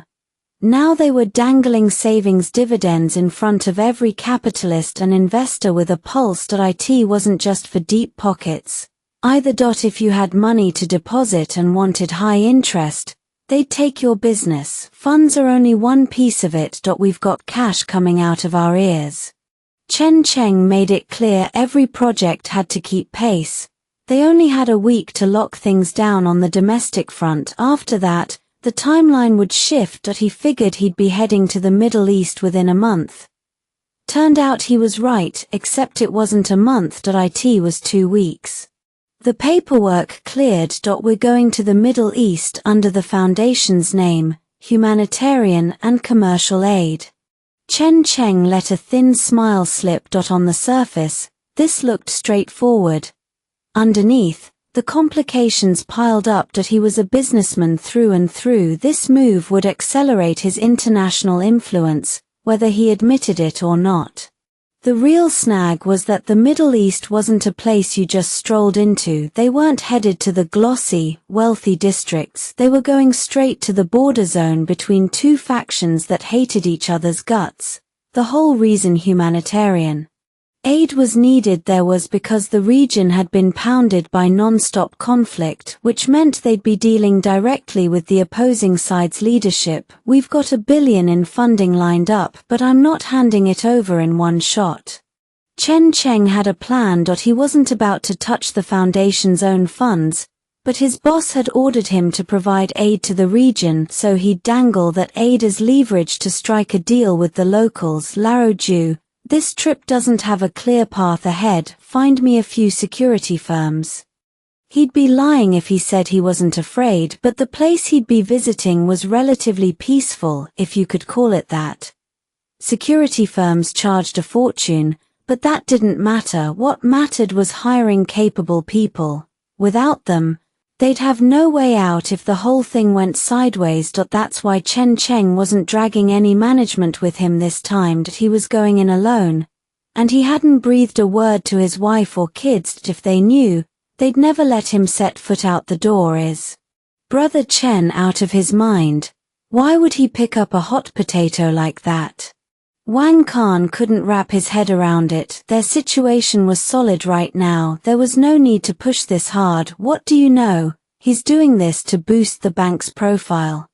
Zhu Kaiyang told Wang Khan this was a last resort. If their bank already had a rock-solid reputation and a massive customer base, they wouldn't have to go this far. So even if Chen Cheng only stayed 3 days, he could still get the result he wanted. A week later, Tiancheng Bank's reports rolled in. Their total deposits had hit 18 billion. Was that a monster number?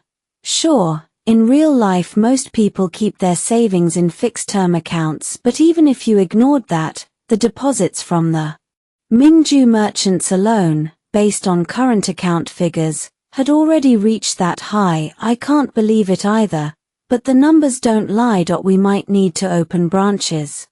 Zhu Kaiyang said it with a dry laugh. To get everyone to deposit, they'd have to be in every major developed city across the country. Of course, the card issuance and production speed would have to keep up.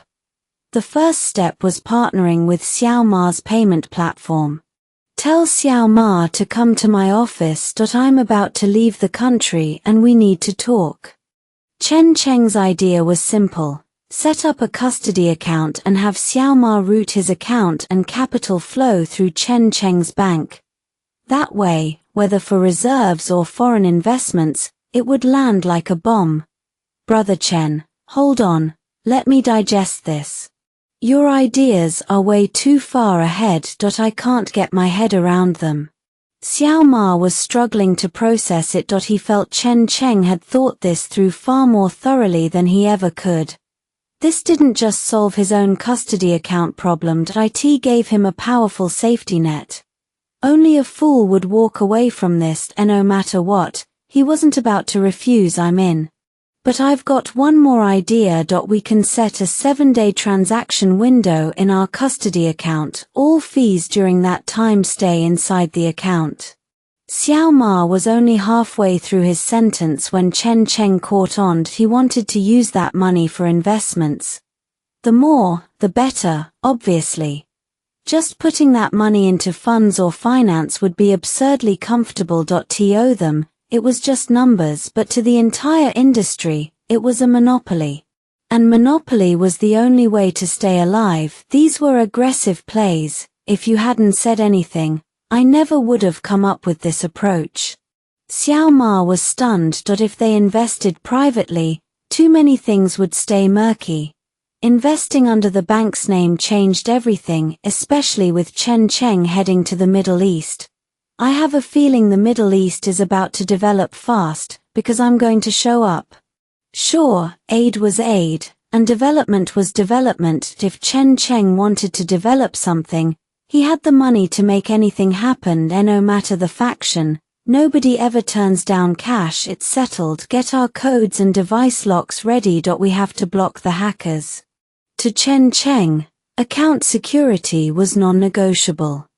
With that much custodial capital, if anything went wrong, the fallout would be catastrophic. It would drag down the entire bank and the foundation he'd scraped together. He couldn't afford that under any circumstances. The only option was to stop it before it started. Don't worry, Brother Chen. I'll handle it. No loose ends. Everything clicked into place for Chen Cheng. The Middle East trip had become his biggest turning point. If he pulled this off, he might leap ahead into the next era years before anyone else. A jump like that would be tectonic. Not only would his whole capital chain come roaring to life, but he could even crack the top ranks of the wealthiest. One more thing, and it's critical. Push the phone development hard. I need to see results. With that, Chen Cheng waved a hand and left Mingju. Everything was in place. It was time to go overseas. He hadn't laid everything out for his wife, but he'd spent plenty of time with Zhongyi. Almost every moment had been just the two of them. Don't you think the kids must miss us? We've been gone this long. It was true. Asa designer, Zhongyi had turned every brand upside down. In just 1 month, she'd gone from a complete unknown to ranking among the country's top-tier designers. I'll go see the kids when I get back. I've got to travel tomorrow. Chen Cheng's smile was faint. Their site selection was locked in. His team had already gone ahead. Chen Cheng never expected that his bank's entry into the Middle East would draw this much international attention. Even Latin American contractors and business owners were approaching him to build connections. Local socialites looked at him with genuine admiration. This place isn't as chaotic as I pictured, Chen Cheng said with a wry smile. The environment was rough, sure, But public safety and order were surprisingly manageable, but he still wasn't sure what kind of aid was actually needed here. "Mr. Chen, have you heard about the Middle East Industrial Zone?" asked Ziegler, a Latin American contractor. He explained that a massive industrial park was being built right here. The so-called social aid project was really about planning and constructing an entire city from scratch. The war was no longer a threat in this area. "You need to see the economic trends. The ones who need help are the ordinary people," Ziegler said. He told Chen Cheng that his bank wasn't the only sponsor. Commercial alliances from all over the world were investing here. In fact, this was the only peaceful oasis in the entire war-torn Middle East. No exaggeration. If you develop here, you can connect with those emirates fast. Chen Cheng wasn't sure whether to laugh or sigh. The original aid mission had turned into this, but he didn't know if that was a good thing or a bad thing. The city was enormous. Just like Ziegler said, linking up with the Emirates required massive infrastructure. Modernization barely existed. Only a few basic urban facilities had been built. Basically, there was nothing here except streets full of ordinary people. "It's hard to imagine how much money it would take to make this place complete," Chen Cheng said, shaking his head. The scale was beyond what he'd imagined. Just building the city alone would cost nearly 10 billion. "You don't need to worry about that. Those funds are raised by foundations. It has nothing to do with your bank. But you need to understand, this is a once-in-a-lifetime opportunity to boost your international visibility and influence." Ziegler knew Chen Cheng's reputation. His overseas assets weren't a joke. Calling him the most promising businessman from the mainland wasn't an overstatement. A man like that wasn't ordinary. His power could reach even further. "Let me tell you something, Mr. Ziegler. I'm a businessman, but the things I consider might be different from what you think." Chen Cheng said the Middle East had more valuable resources to tap. Ziegler just hadn't figured it out yet. Oil wasn't what he needed. He wasn't about to dump huge money into drilling. He was a businessman. Mining and gold, those were things he could get involved in. The place was just starting to be built. There were plenty of undeveloped areas. As long as he reached a deal with the locals, he could dig freely, but he wouldn't handle heavy industry himself. He'd find someone to represent him. "I knew you had something good in mind. Spill it. If it works, I'll help you out." Ziegler pulled Chen Cheng aside quietly and took him to the hotel where he was staying. It was a small commercial district with a complete business system and plenty of investment. "Some things I can only say to you alone. Mr. Chen, do you know why so many businessmen pour into the Middle East and North Africa every year, even when it's not always safe?" Anyone else might not have a good answer, but Chen Cheng did. He said the Middle East was where land was worth its weight in gold. This was the place to rise. "You're right. We're not the first contractor here, but their capital isn't as big as ours. They're interested but too cautious to go all in." Ziegler told Chen Cheng the situation was clear. If they wanted to dominate, they needed to cooperate. And Ziegler was Chen Cheng's best partner. There was no second choice. "No problem. None at all. As long as Mr. Ziegler is sure about this, everything else is easy." Chen Cheng smiled lightly. He had no reason to refuse right now. The priority was locking down his entire economic system and building everything up. Otherwise, he'd end up struggling just to survive. Of course, this wasn't hard for him. He just needed a solid plan. Right now, there are over 1,000 businessmen in the Middle East thinking the same thing. We have to strike first. Ziegler explained that a top-tier survey team cost $100,000 Latin American dollars. If they could map out the best terrain as fast as possible, they'd secure the mining rights. A standard development permit here is $3 million, but if they find out it's a mining zone, the numbers change. They both knew a powerful dragon can't crush a local snake. This was about laying out their entire plan in advance, so Chen Cheng invested $500 million right away. He proposed a joint venture with Ziegler. Together, they had $1 billion in funds, enough to develop 10 mining zones. Including machinery and labor costs. It was a solid deal. Ziegler signed the contract on the spot. I won't be staying here long, so it's up to you to make this work. Chen Cheng said that, but he still arranged for a guide, someone he could trust, someone who carried influence in the region. People like that weren't easy to find. In fact, they were rare.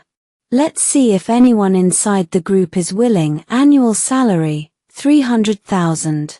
Chen Cheng put out a high offer. Requirements, a master's degree or higher, and at least 1 year working at E Group. That threshold eliminated most candidates, but there were still people like Feng Yang, the sales manager at E Group's Mingju branch.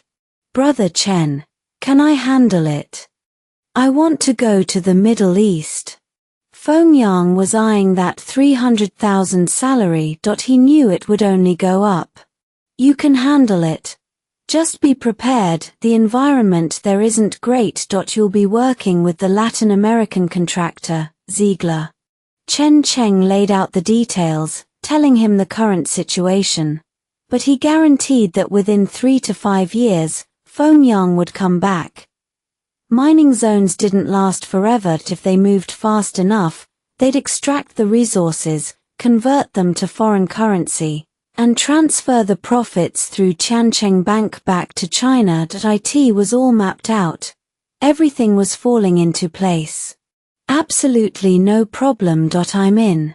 For Feng Yang, this was a once-in-a-lifetime chance. They say the Middle East is paved with gold. Wang Ping'an hadn't believed it at first, but now he was starting to see the truth. It's a big deal. We surveyed 10 zones, conservative estimate, at least 1 diamond mine. Ziegler pulled up the data on his laptop. A single diamond mine would cover all their investments and then some. Diamond prices are high these days, but that still sounds too good to be true. Wang Ping'an was skeptical. Mines came in all sizes. A small diamond deposit wasn't worth the trouble, just a drop in the bucket. He needed bigger finds, more diamonds, maybe gold. Our survey methods hold up. There's definitely gold. 3 days later, Ziegler delivered the good news. They'd hit 2 gold mines with staggering reserves. Forget 10 billion. This time, we could make tens of billions. Ziegler could barely hide his grin. Processing the gold or converting it to foreign currency would be a windfall, especially with Tiancheng Bank backing them. They couldn't lose. Now, about the dealers. I want to get into the jewelry business. Wang Ping'an had been thinking ahead. Cut those diamonds into high-grade stones, and the price would skyrocket. Refine the gold, and it could supply jewelry markets worldwide. Through DFancy, he could push a premium brand without breaking a sweat.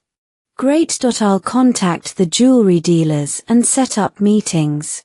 Ziegler agreed they should lock everything down before Wang Ping'an headed back to the mainland. Everything was falling into place, exactly as Wang Ping'an had planned. But on his last day there, trouble walked in. Someone leaked the news about our mines. The local authorities are here. I'm willing to bet that's why they called us in. Ziegler's face was pale. They'd been operating under the radar. Even if the government couldn't seize the gold and mines outright, they could cut off all their resources, stranding Wang Ping'an and Ziegler until they had no choice but to shut down. Nothing would get shipped out of this godforsaken place. We'll deal with it when we get there. Don't panic. I've got this. Wang Ping'an kept his cool and told Ziegler to lead the way. He wanted to talk to whoever was in charge. Not far from the city, in a decently developed special zone, they met the local leader. Mr. Mohammed, may I ask why you've summoned us? Ziegler cut straight to the point. He didn't believe in beating around the bush. You know exactly why. You've been digging up mining zones that we have every right to revoke your contract over. Mohammed claimed he'd only granted them land use rights, not development or mining rights. That's true, but we paid for it. Nobody knew there were mines there before we signed. We closed the deal in good faith. There's nothing to argue about, is there? Wang Ping'an's words caught Mohammed off guard. The man had more bite than he'd expected. Mr. Wang, I think you misunderstand. This is my territory. I do what I want. Is that a problem?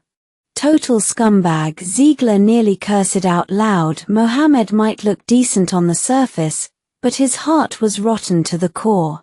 Mr. Mohammed, if that's how you want to play it, there's no point in talking. This won't be settled with just one contract. Ziegler held his fury in check and stopped himself from reaching for the pistol at his hip. The Middle East wasn't a strict gun control zone. He could take the guy out if he had to. Let me make this clear. This is my land. Pay or don't pay, you follow my rules. Mohammed announced the 20 mining zones would be split according to his terms. He wanted 90%. The remaining 10% was just a thanks for your trouble. Do you have any idea how much we invested? 10 billion. You're trying to ruin us with 10%. Ziegler saw right through him. Ruin you? No, but you could walk away with nothing. Mohammed clearly knew Ziegler's playbook. That's what made him so confident. Just as Ziegler fell silent, Wang Ping'an spoke up. Mr. Mohammed, I don't think this is just about the mines. If you're set on making us enemies, I can pull all our economic aid. I doubt those investors would be thrilled to watch their money go up in smoke. Wang Ping'an smiled and gestured at the desert outside. The land was useless for mining, which was why investors had tried to fund development projects there. If they find out those projects were just a front, and that every mineable area is under your sole control, how many businessmen do you think will still be in the Middle East tomorrow? He didn't elaborate. He just sat down and took a sip of tea. Mohammed's face darkened. He hadn't expected Wang Ping'an to say that. It shut him up completely. He had no idea how to respond. Mr. Wang, there's no need to get worked up. I'm doing this for everyone's benefit. Otherwise, I would have cut ties with you already. He offered a 50-50 split if Wang Ping'an would keep providing economic aid. I can give you economic aid, but you won't get a single % of the mines. Wang Ping'an told Mohammed his aid wasn't money from thin air. He'd earned every penny. I'll give you another 5 billion. But you'll put it in writing. Mohammed frowned. He didn't know what kind of guarantee Wang Ping'an meant. Greenlight all our business operations. No interference with mine production or extraction, and full cooperation with our transport convoys. Wang Ping'an laid out 3 conditions. Once fulfilled, he'd transfer the 5 billion immediately. Deal. Mohammed agreed at once. To him, 5 billion in aid wouldn't last more than a month. He could demand more next month. Wang Ping'an was too clever for his own good. Then sign it. Chen Cheng smiled coldly, motioning for Ziegler to finalize the deal. Every detail had to be airtight. He'd known from the beginning that Mohammed was a greedy man. That was exactly why he'd agreed to work with him. Someone like that could at least be bought off for commercial gain, but the real priority was aid. Without it, his workers in the Middle East wouldn't survive. Sure enough, the moment the contract was signed, Mohammed dispatched his own bodyguards and security team to protect the mining zone.it was unprecedented. They weren't defending against outside enemies, but against the other businessmen circling like vultures. Mr. Chen, you're relentless. I never imagined we'd turn on Mohammed like this, Ziegler said, clearly shaken. He hadn't seen it coming. Let me tell you something, this is how you deal with people. If you keep backing down, you'll always lose. With that, Chen Cheng told Ziegler to transfer him 250 million. He needed to cover expenses. No problem. With their protection in place, our progress will move faster. But the truth was, ever since leaving the Middle East, Chen Cheng couldn't stop thinking about one thing: how to handle the fallout. Mohammed wasn't the type to stay quiet, that he'd keep demanding more. 500 million was a lot of money, but in the context of the entire region, it was a drop in the bucket. You never knew where the money actually went or what went wrong. That alone was enough to give anyone a headache, and there was no guarantee those other businessmen wouldn't make a move. So the first thing Chen Cheng did when he got back to the mainland was call a meeting with senior management and above. The agenda was simple: come up with a strategy for the current situation in the Middle East. I think this guy is a bottomless pit. 500 million won't fill it, you'll just end up throwing in another 5, Zhu Kaiyang said. Better to cut your losses and finish mining the whole area in one go, then walk away. We can't. The bank is there, plus all those work crews. It takes at least a month or two to finish mining one zone, Chen Cheng replied, a bitter smile on his face. The money wasn't that easy to make. 20 mining zones, scattered like that, they'd take at least a year to finish, maybe more. That wasn't the real problem. The real problem was the math. If Mohammed demanded 500 million every month, that was 6 billion a year, and no one could sustain that. You could trade with them on equal terms. Wang Ping'an spoke up that if they were short on cash, give them goods in exchange and let them set their own exchange rates. Chen Cheng found that approach too passive, not what he wanted. There's another way: we could buy their bonds, he said, a faint smile crossing his face. His plan was to acquire all of the Middle East's official bonds upfront. That would make him the region's biggest creditor. In plain terms, he'd control a third of the territory. Later on, he could buy the official Middle Eastern banks. People there didn't care about that kind of thing anyway. By then, he wouldn't need anyone's approval. He could push through his entire commercial system at full speed. It wasn't an exaggeration. It actually made a lot of sense. Your idea is solid, but have you considered that you can't just buy those things whenever you want? Zhu Kaiyang pointed out the critical flaw. Mohammed wasn't stupid. There was no way he'd hand all that over to Chen Cheng. Even if Chen Cheng wanted to try, he'd never get permission. The mining progress would get delayed, and when things fell apart, the bank would face local sanctions. Information warfare leaves no smoke, but you still have to watch your step on their turf, Zhu Kaiyang explained with a pained smile. He hoped Chen Cheng would listen. I get it. I know you mean well, old Zhu, but I want to give it a shot anyway. Nothing was set in motion yet. The earliest would be a month from now. Chen Cheng was confident Mohammed would reach out to him first. That's why he'd already sent Feng Yang ahead before coming back. Feng Yang is pretty capable. Is just a sales manager, but he built our largest market. Zhu Kaiyang praised him. Both his character and his skills were top-notch. Chen Cheng knew that. Feng Yang had been with the company since the beginning. Back when they had nothing, those were the people you could trust. Alright, let's look at the mainland situation. Have we wrapped up the commercial projects we were preparing? Chen Cheng was referring to the food products and the electronic devices set to launch. Those two were critical. Different from the coconut juice, he knew even if it wasn't a necessity, the buzz wouldn't die down. We hit a snag with the phones. He asked me to talk it over, but I don't really understand the details. Zhu Kaiyang admitted that he told Chen Cheng there was a disagreement during the final development stage. Wang Yuan was currently trying to find experts to solve it, but He Mingfeng disagreed. He thought bringing outsiders in would leak information. Take me there. I want to see what kind of mess those two have stirred up. When they arrived at the R&D base, Chen Cheng saw several prototype cores laid out on display stands. We're working on the new generation Kirin core, designed specifically for the fruit platform, He Mingfeng said as he installed a core into the prototype. The phone system started running smoothly, but there was a flaw. After 3 minutes, It shut down, then short-circuited. See, still not fixed. I told you we needed an expert, and you dug your heels in. Now look how long we've been delayed.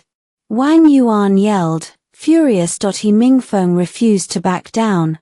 The two of them went at it full throttle. Half a minute later, Chen Cheng's arrival made them both go silent. Why stop? His cold gaze swept over them. You're both leaders of this company, big shots. You think it's classy to argue in front of the staff? Wang Yuan and He Mingfeng both looked chastened under his stare. Here's the thing, my team couldn't solve it, but I didn't want to leak the plan, so I decided we'd work through it internally. He Mingfeng spoke first, admitting his mistake. Wang Yuan didn't. She didn't think she had anything to explain. It was what it was. Mr. Chen, I'm leaving. I'm tired. Without waiting, Wang Yuan strode toward the door, her team following close behind. Get back here. Chen Cheng's voice cracked. It was raw, the kind of fury he'd never let himself show before. Mr. Chen, I really don't feel well. You'll have to handle the company's business yourself. Wang Yuan didn't even look at him. She just turned her back. Fine. Starting right now, Phone Group's contract with Nokia is terminated. I'm resigning from all positions at Phone Group, and the Kirin Corps goes with me. Chen Cheng snapped his fingers at He Mingfeng. Do it. Terminate everything, every contract, every document. Yes, he was being impulsive, and yes, he was done being the only one who ever acted while his own people stood around doing nothing. If the company didn't need him, what was the point of keeping it alive? Wang Yuan froze. The weight of what she'd just done hit her all at once. Her mouth went dry. She couldn't get the words out. Perfect. You've got 5 minutes. Here's all your stuff. Our companies are done.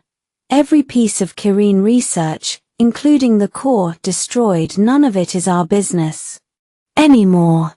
Chen Cheng's voice was ice as he turned to He Mingfeng. Show her out.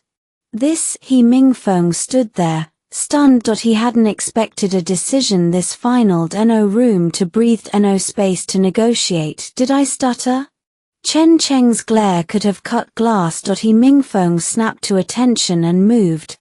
The alliance between Phone Group and Nokia crumbled right in front of everyone, and no one in the room could do anything but watch. They all knew what it meant. The golden age of domestic phones was over. Get every designer and executive from Apple into my office now, and bring in Nokia's core research team. Chen Cheng couldn't afford to waste a second. Without a core, the clock was already ticking down. We set the launch for the end of the year, but we've hit a wall. We need a powerful core. A closed system. The words landed like a bomb. Everyone in the room sucked in a breath. The original Kirin core had been a closed system, but its framework was built on Phone Group's research. That was the problem. They didn't have the capability to build a core from scratch. Nokia was barely hanging on as it was. We do have one option, our own processor. But it's not compatible with current hardware. One of Apple's executives finally spoke up. Then we produce it, build it, use an alloy frame. Chen Cheng's tone left no room for argument. They could raise the price, that was fine. But the phone's quality and features, those were non-negotiable. He threw himself into the core development, pulling every first-generation feature from the Apple phone stored in his memory and laying it all out on the table. The designers stared. Some of them blinked like they couldn't quite believe what they were seeing. Were these really Chen Cheng's ideas? They weren't just innovative, they were years ahead of anything on the market. I'll be honest with you. If you hadn't stepped in today, we'd all be toast. He Mingfeng let out a long breath. Half a day ago, he'd been sure his career was finished. Wang Yuan was always difficult. She gets even worse when I'm not around. Look, Phone Group was useful. I feel bad for the old man, but for our group, I didn't have a choice. Chen Cheng couldn't abandon his own employees. He wasn't going to let two companies sink just to prop up Phone Group. Besides, Phone Group had never listened to his decisions anyway.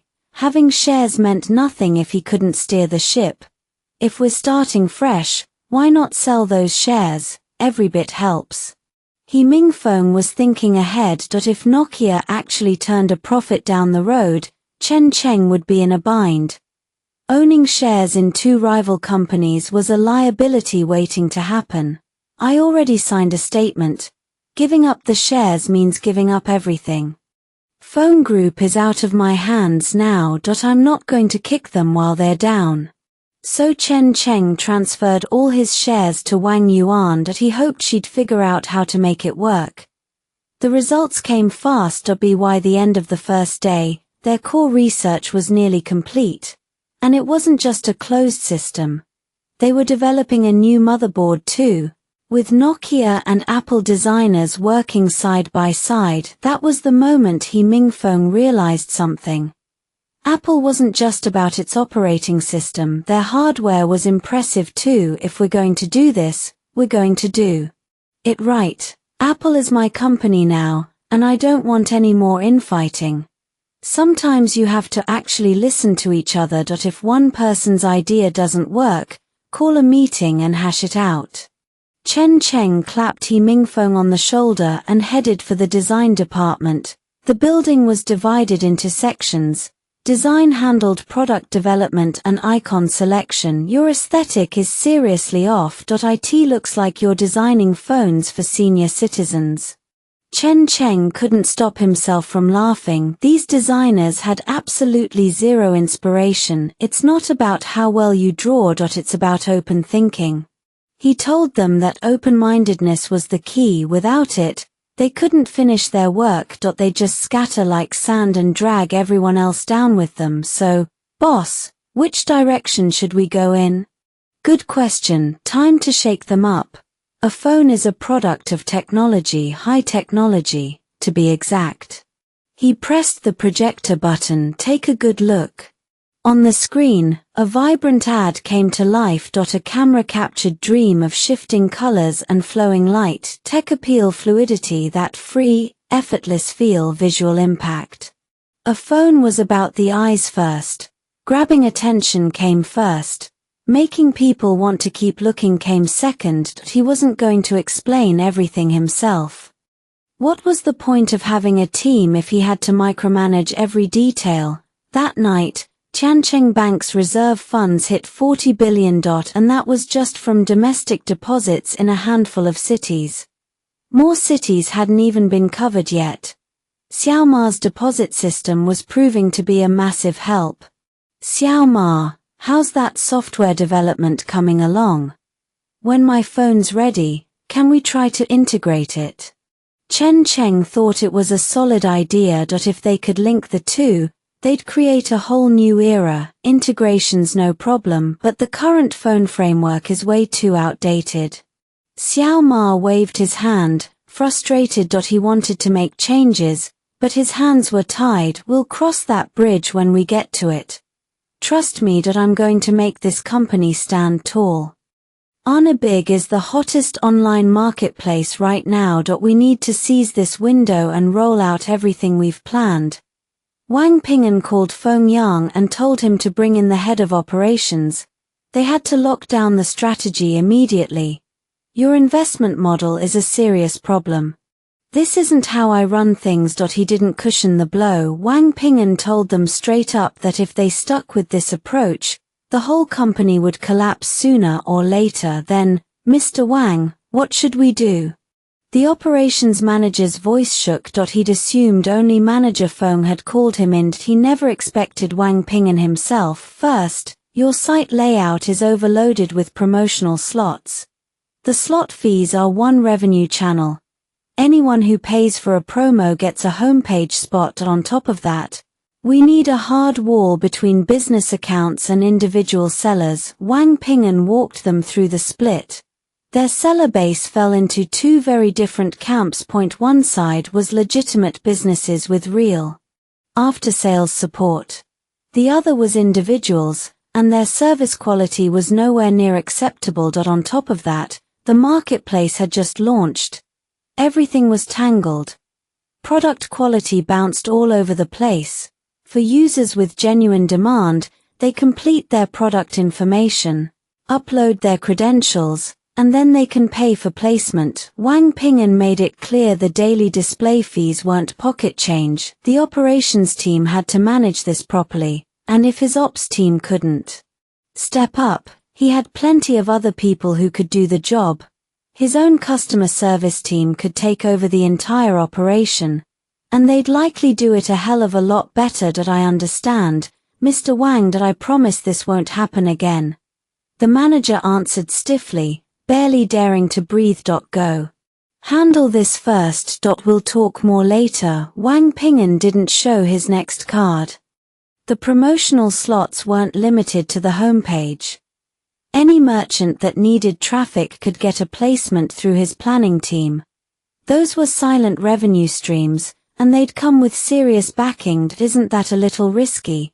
Feng Yang looked uneasy. He worried that without any vetting, they'd stir up unnecessary trouble. If the negative reviews piled high enough, even shoppers who hadn't bought would start piling on. Don't worry about that. We'll log their product codes and brand names. If a store drops below industry standards for a set period, or racks up too many complaints and flags, we shut it down.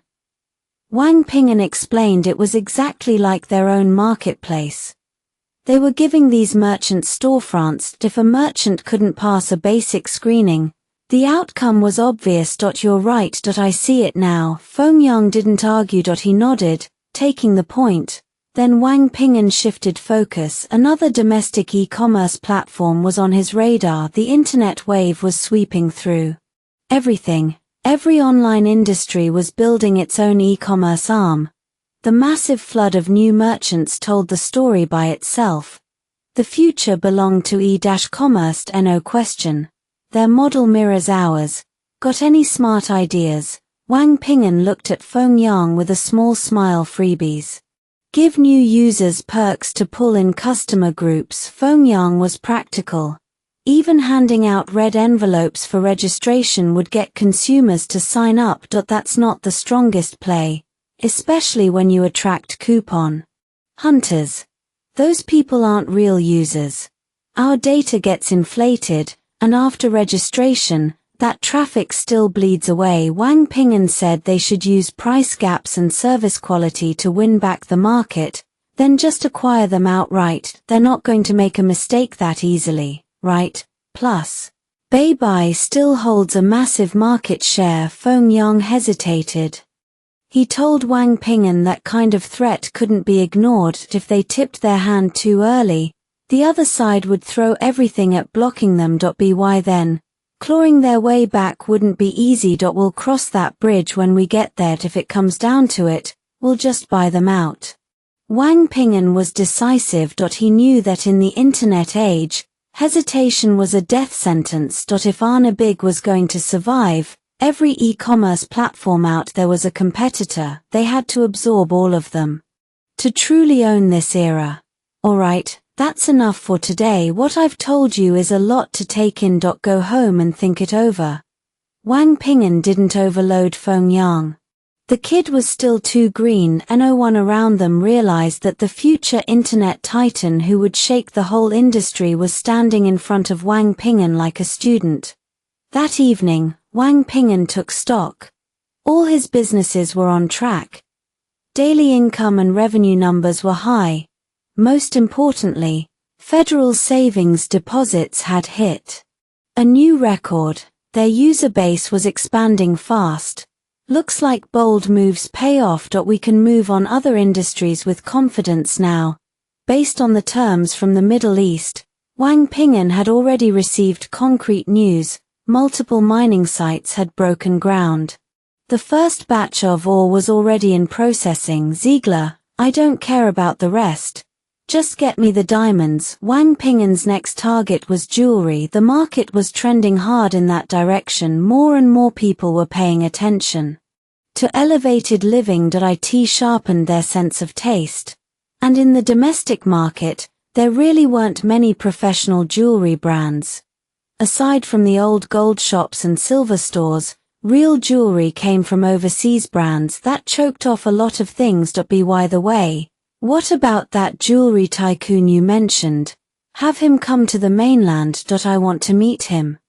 Wang Ping'an was direct, even though he didn't know who the man was. Is already here. Is probably downstairs in your office right now. Go take a look. Ziegler hung up in a rush.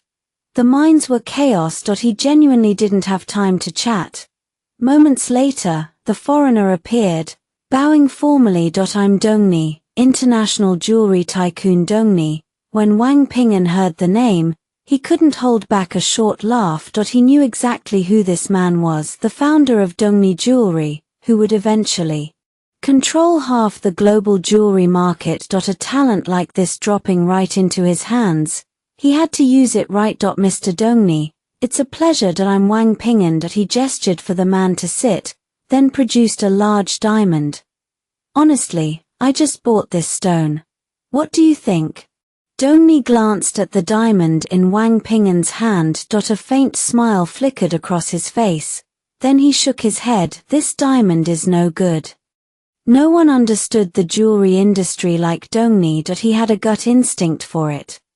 The man was a natural-born king of the trade, with an almost uncanny ability to sense where the market was headed. He'd built a serious reputation overseas, and he'd earned every bit of it. For him, the world of jewelry was the kingdom he'd always dreamed of ruling, the one place he could put every skill he had to use.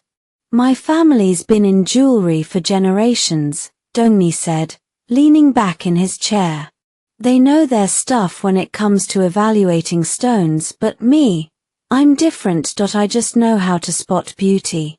Wang Ping'an laughed. The guy didn't mind tooting his own horn, but that hardly mattered.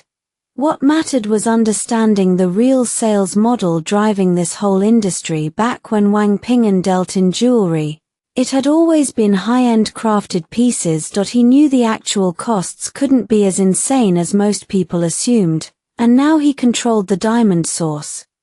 Plus plenty of gold. It all came down to how Dongni played his hand. If Dongni executed well, Wang Ping'an wouldn't have a single complaint, but if he screwed up, or trashed the reputation they were building, Wang Ping'an would be furious. Mr. Wang, I've studied jewelry for decades. I may be middle-aged now, but this industry is like fine wine. It only gets better with time. Dongni picked up a diamond, pinched it between his fingers, and motioned for Wang Ping'an to get a closer look. The surface finish on this one is a disaster, same with the cut. You need to understand something. Even a top-grade stone, with a bad cut, is just a waste of nature's gift. His analogy was so vivid that Wang Ping'an couldn't stop smiling. Don't laugh. I'm telling you. A well-cut diamond can sell for several times the price. A poor cut, and you might not even recover your cost. Dongni was blunt. He warned Wang Ping'an not to take this lightly. The jewelry industry was a deep pit, and not everyone could read it right. Especially in these channels, most jewelers weren't fools. They knew their specialty inside and out. He wasn't trying to scare Wang Ping'an. It was just reality. No point hiding it. He also told Wang Ping'an that if a diamond like this passed through his hands, he could multiply its value tenfold. Really? So you're a cutter? Wang Ping'an asked, a faint smile on his face. A fully qualified cutter, and I've got the eye to prove it. Dongni hammed it up. He was a funny guy. Working with him put Wang Ping'an completely at ease. No awkwardness at all. There are a lot of factors with diamonds, Wang Ping'an said.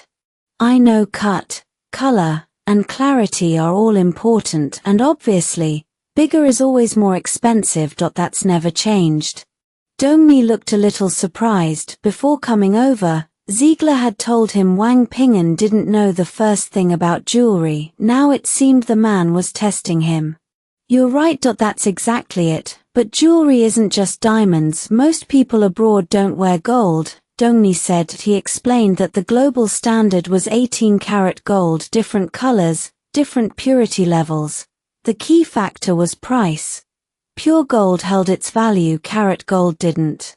So you're saying we go with carat gold?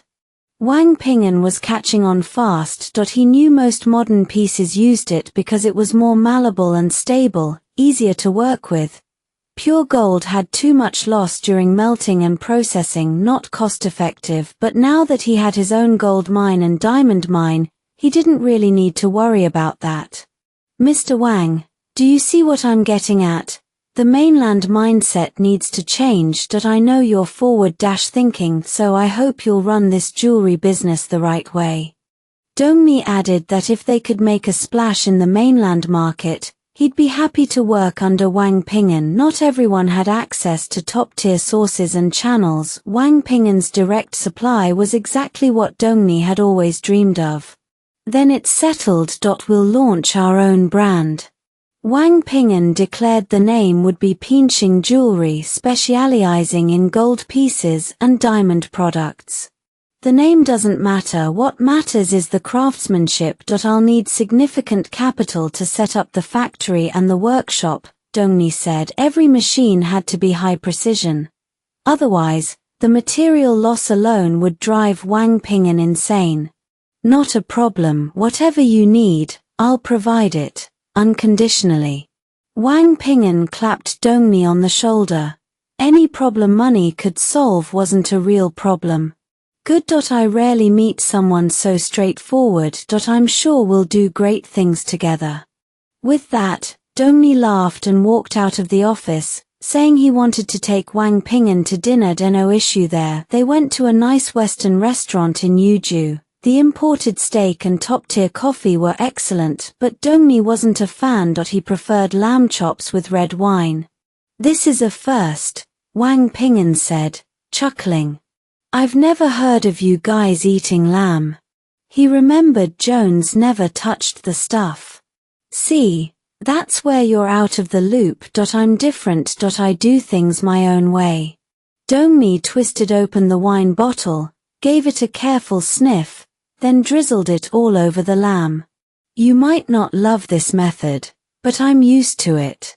Dongmi grinned, cutting into the meat and swallowing with obvious pleasure. Mr. Wang, let me tell you something. Back in Latin America, we don't have food this good. I came to the mainland fully prepared. Hearing that, Wang Ping'an waved the waiter over and ordered 3 different cuts of lamb chops. They still had plenty of wine and no need for a refill. You really get me. I love the taste of lamb, especially your mainland tan sheep. The flavor is even better. Dongmi clearly knew his food. That surprised Wang Ping'an. He'd assumed the man didn't understand mainland culture, but he actually knew quite a bit. Actually, my Mandarin isn't bad, just not perfectly authentic. Dongmi switched to Mandarin with a grin, and they both shifted away from English. Mr. Dongmi, after we eat, I'll take you out to explore. There are things here you won't believe. Wang Ping'an's tone turned suddenly mysterious.